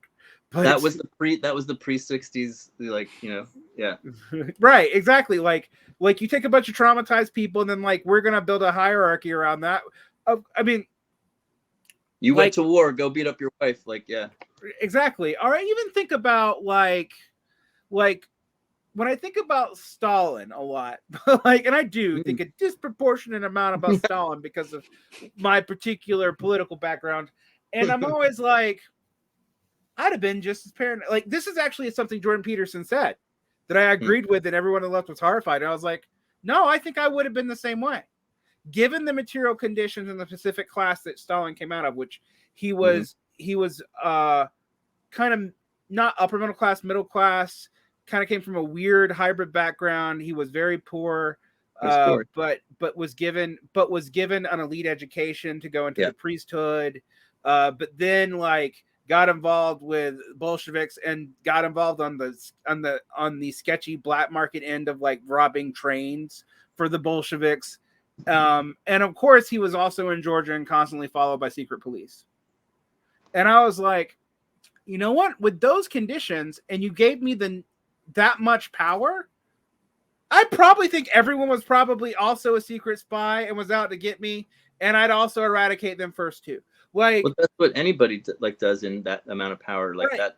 It's natural, because a lot of people are out to get you. Like, just because doesn't mean they're not out to get you, right? Well, it's a power reinforcement mechanism, but then you take someone who's legitimately from the background anyway, they're going to probably double down on it. There's not going to be the fear of making the mistake, like of slipping up, will be greater. And so you're going to be more thorough. You're going to be more brutal. and every now and then I'll talk to an upper middle class friend and talk about like how this implicates brutality. And he's like, aren't you being classist? And I'm like, no, like, I know that if you gave me a ton of power, I'd probably kill you all. Like, and like, that's why we're anti-authoritarian, because you know that I don't want this power. Like, I'm not gonna. No, I'd be awful with it. I would totally like any society that I would build with this kind of power would probably self-destruct because it would recapitulate my own traumas and my own paranoia, right? Like, revengeful, yeah, and I think that tendency, that's a weird tendency on the left, because while we're engaging in a lot of this victim stuff, we're also engaging in a lot of the revenge thinking that comes along with it. Like, so, well, you know, police abolition, but we're gonna hang everybody.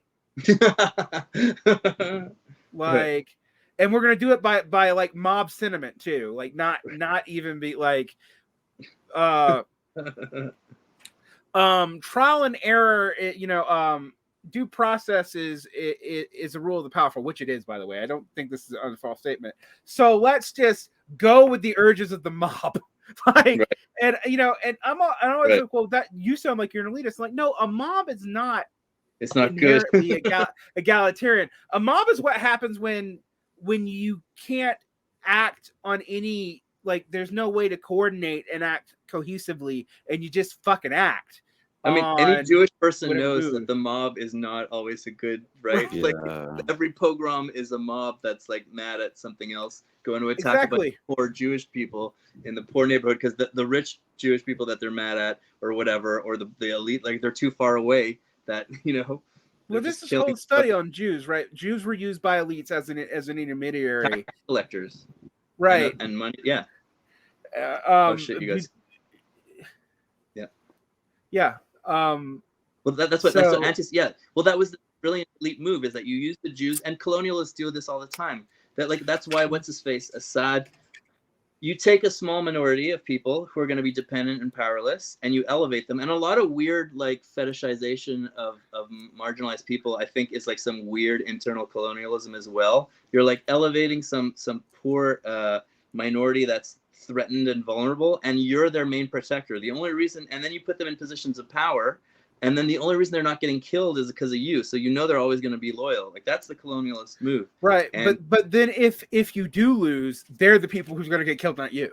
They're going to get killed, not you. And so you racialize it, or you religiousize it, like with the Jews in Europe. And also, it was never, like, rarely did the tax collector get killed. Like, sometimes he would. And, you know, there's a tiny minority of Jews who are rich, but the vast majority, like, people don't realize the vast majority of Jews in Europe were fucking dirt poor. Like, they would have these fake religious fast days that, you know, normally you're supposed to fast like once or twice a year from holidays, but then they would fast like every Tuesday and Thursday for a fake made up religious reason, because there was no food, because nobody had, you know, people were like, Eastern European Christians did that too. Like, they kept on expanding fast days because, like, we can ration food out better if we don't have to eat meat, but like a fourth of the year. And that's who got killed in the pogroms. And it's I mean, as a Southerner, it's immediately obvious to me, because that's why we never unionized. It's because you could always use black labor who would not trust the white labor for good damn reasons. Yeah. And thus they scab on them, and then the unions would never, like, and the union's failure to deal with that is why we never had even a little bit of a union movement in the Southeast. I mean, there was a point when unions became the biggest anti-racist or institutional organizations, because they saw that that's what was happening. Like, black people were like, "Fuck these unions; they're so racist against us." Well, of course, it took them a long time. These people don't care about me, right? But by the time they did it was late. And then deindustrialization. You know, black people get their right. Like, there's all this stuff, and oops, deindustrialization. Sorry, everybody's exactly. And then all of a sudden we have a inner city crime problem. Labor movement destroyed. Rising black movement destroyed. Rising black wages and standard of living destroyed. Yep. It's so I guess we talked about a lot of things in the book, and we will obviously have another one of these, but I think the thesis of the book, though, is that it's accurate, is the culture of education is a lot more pernicious than people realize. We have internalized it on the left I think even among non-educated people, because the educated people set the norms for these activist groups, and they're the norms that even non-educated people follow. Not that Just there's like a lot, but just like the high clergy like establishes the norms for the poor peasant and whatever. exactly. We have a crisis, and all these things hitting a wall. And this is where please guys go read Joseph Tainer's The Rise and Collapse of Complex Societies, because it overlaps with everything we've been talking about, but does it in like, this is a historical pattern. There are ways to get rid of it. Relative egalitarianism is actually one of them, because it cuts against over complexity. Rise and fall. What? Complex societies? The Rise and Falls of Complex Civilization. Complex civilization. Okay. By Joseph Tainer. He's an ecologist out of Utah who looked at ancient history and then tried to develop mathematical rules for it. And a lot of people didn't take it very seriously till recently, when like stuff that we're doing now really mirrors what he said in the 70s. And if everyone wants to read, because Arnold talked about Ruth Benedict and personality that fit in certain. You want to read some literature? Like, this literature is like banned now almost in academia because it's seen as super racist. Anyways, look at modal personality. It's not necessarily the best literature, but it's really interesting stuff that could have evolved, in better ways, but it never did because it just got blacklisted, sort of. But modal personality, modal personality. Modal, M-O-D-A-L. Yeah. The types of personalities that cultures tend to produce and then tend to encourage, and that tend to in this environments. Yeah. All right. Well, I found this interesting. We'll do probably at least one or two more of these, because our projects they seem to all be about different areas of this same problem. I really want, on a practical level, strategize with you guys about communicating with, because all we're doing, and it's because the audience of who's listening to podcasts and YouTube and stuff is it's not, though, because we think that the people that we know how to talk to is that sort of educated little bubble of hyper leftist people, but there's a huge audience out there who are interested in politics on some level that we're not. Like, I feel like the internet has really sharpened the minds of left-wing people in a way that didn't exist before. Like in the 90s, when you just had basically Noam Chomsky and like Michael Perenni or whatever running around, the level of discourse of Joe Schmo, like you listen to Chapo Trap House or whatever, so just a bunch of bozos, but they're fucking geniuses, right? Just like average people are having these really, really sharp insights now that you didn't have before, outside of like your one or two super people. We just need to take this out of this little tiny bubble that we've created and go spread it out to the general population, which I think we can do. We just have to do it, right? Like, I'm just torn of whether or not it should be I mean, I brand my stuff as left wing because people expect that. Now, I do kind of think people who give up on the left wing label tend to go right wing. Like, no, I like the left wing label, and I don't know, like me and Arnold maybe disagree on that. I don't care what the label is, really, but I'm into the left-wing label. I think you can reclaim the left-wing label, but... Well, that's what I'm mixed on. I don't know if I'm torn right now. I'm agnostic. Specific context on in North America, particularly just because of the recent moment, but I'm also afraid of not claiming the left, because I'm seeing what these people who claim to be post-left or beyond left, and if you don't they all seem to turn right. And if you don't have a word for it, it's easy to dilute it and turn it into crap. You need a word, and you need to define that word really fucking clearly so that no one can dilute it and turn it into whatever their mutant evil PMC project or whatever it is. So whatever the term is, I'm kind of agnostic, but I lean towards keeping the word left. But I don't care. But what I know is that the ideas that we have are things that resonate with all kinds of people. I have a lot of contact with all kinds of different people in my life. I know you can reach out to them. You just have to, first of all, try and do it, and maybe fail and get better at it. Like, watch, the kind of content that other people are making that's successful about stuff. Not mimic garbage, but just present things in a way that a normal person would we need to practice. Get on TikTok. Maybe, but I don't know. People, it's something to think about. But whatever, like, start with what you're capable of doing. Like, I don't want to pretend to be a 12-year-old girl because I'm not going to be good at it. But what can I accomplish with who I am that's going to work and be sincere? And I think all three of us have experiences outside these little bubble worlds, right? And I think we can we have abilities to reach out there, and I think we just need to do it. Or whatever, we're all working on stuff anyways, like whatever, don't quit whatever you're doing because it's cool. But I don't know, I'm really thinking about that, and I think about you guys especially too, because I feel like we're on the same page on this stuff. Yeah, it is interesting how much has changed in the last couple of years about this, because there has been this birth of left-wing media, which has actually kind of been a nightmare. But we're not. I mean, I am sort of more formally part of that. I do actually come out of that world. I worked for a left-wing publisher for years. It was a very frustrating world. I'm not gonna lie about that. But it was interesting because the moment I found Arnold, and I was like, someone's finally fucking talking about biology. God damn it! Yeah. Like every time I mention genetic drift, someone accuses me of being a secret racist. So like.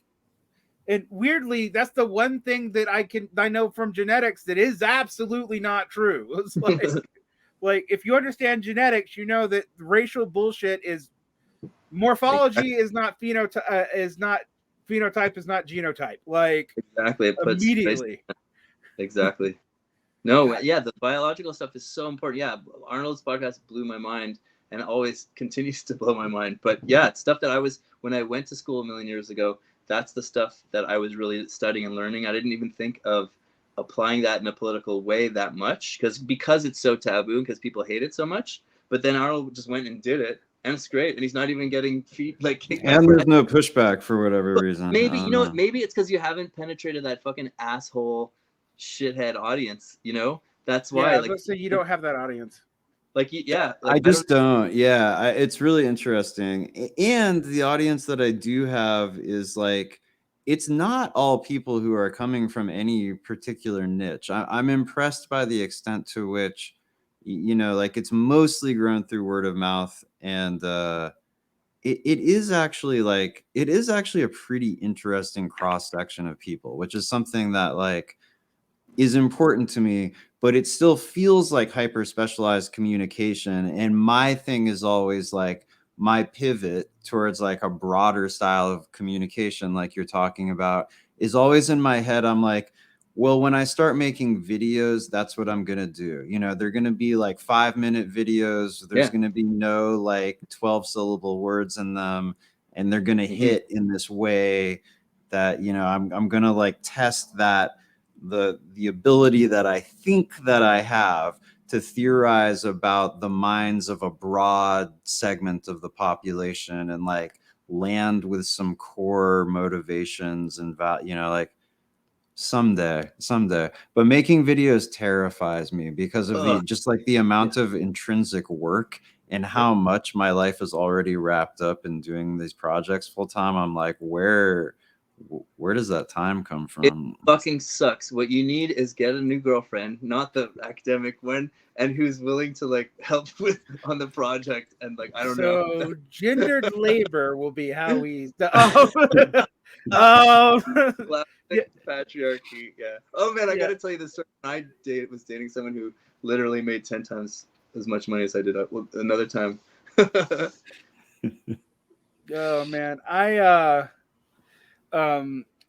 I'm with my partner is an activist, so it's actually very interesting though, because I will say that community activism has a lot of the same problems that we're describing, but it actually is a different group of people than left activism right now.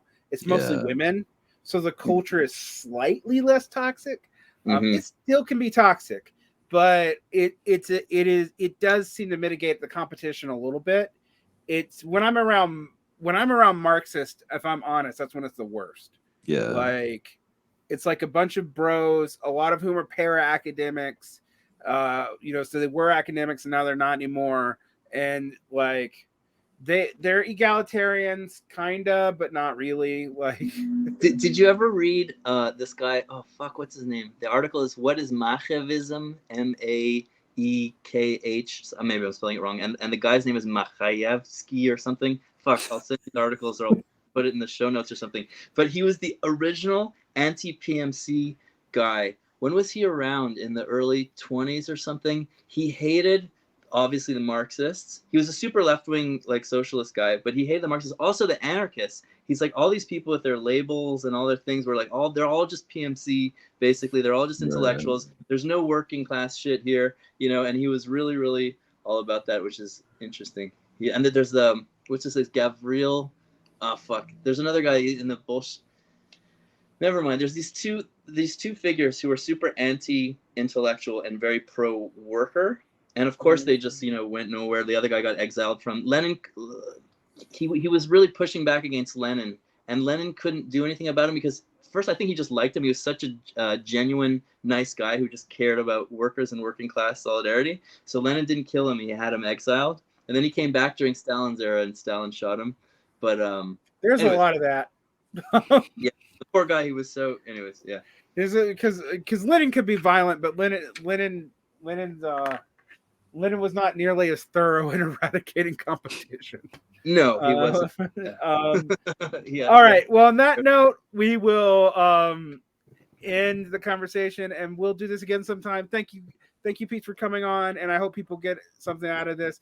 Definitely check out the book we're reading. I know it's old, but like what's from the 90s, right? Like 99. But it's like more relevant than ever because that style, that culture is more out there in the world at large now than it was when it was written. I would agree with you. So if you are in grad school or about to go to grad school, read this fucking book. It will help you survive. It'll help you survive. I can say from experience. And if you are not in grad school and you want to know what the fuck all these fucking crazy people are like and why Twitter is such a shit cesspool and why everything is so stupid, read this fucking book. And you're gonna think it's a conspiracy theory, but yeah. And especially if you're in grad school, it will help you survive. Don't go to grad school, by the way. I don't like whatever, you know, that's my advice, but who knows what your life situation is. But read this.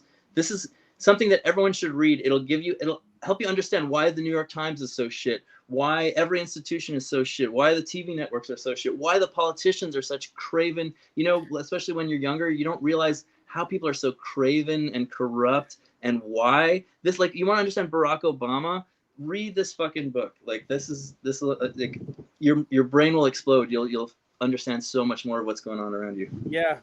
I will say as a final note, it made me understand journalism because of like, why has journalism gotten shittier, unable to understand anything, and yet also more credentialed than it's ever been? Like you didn't used to need even a degree, but definitely not an Ivy League degree until about 15 years ago.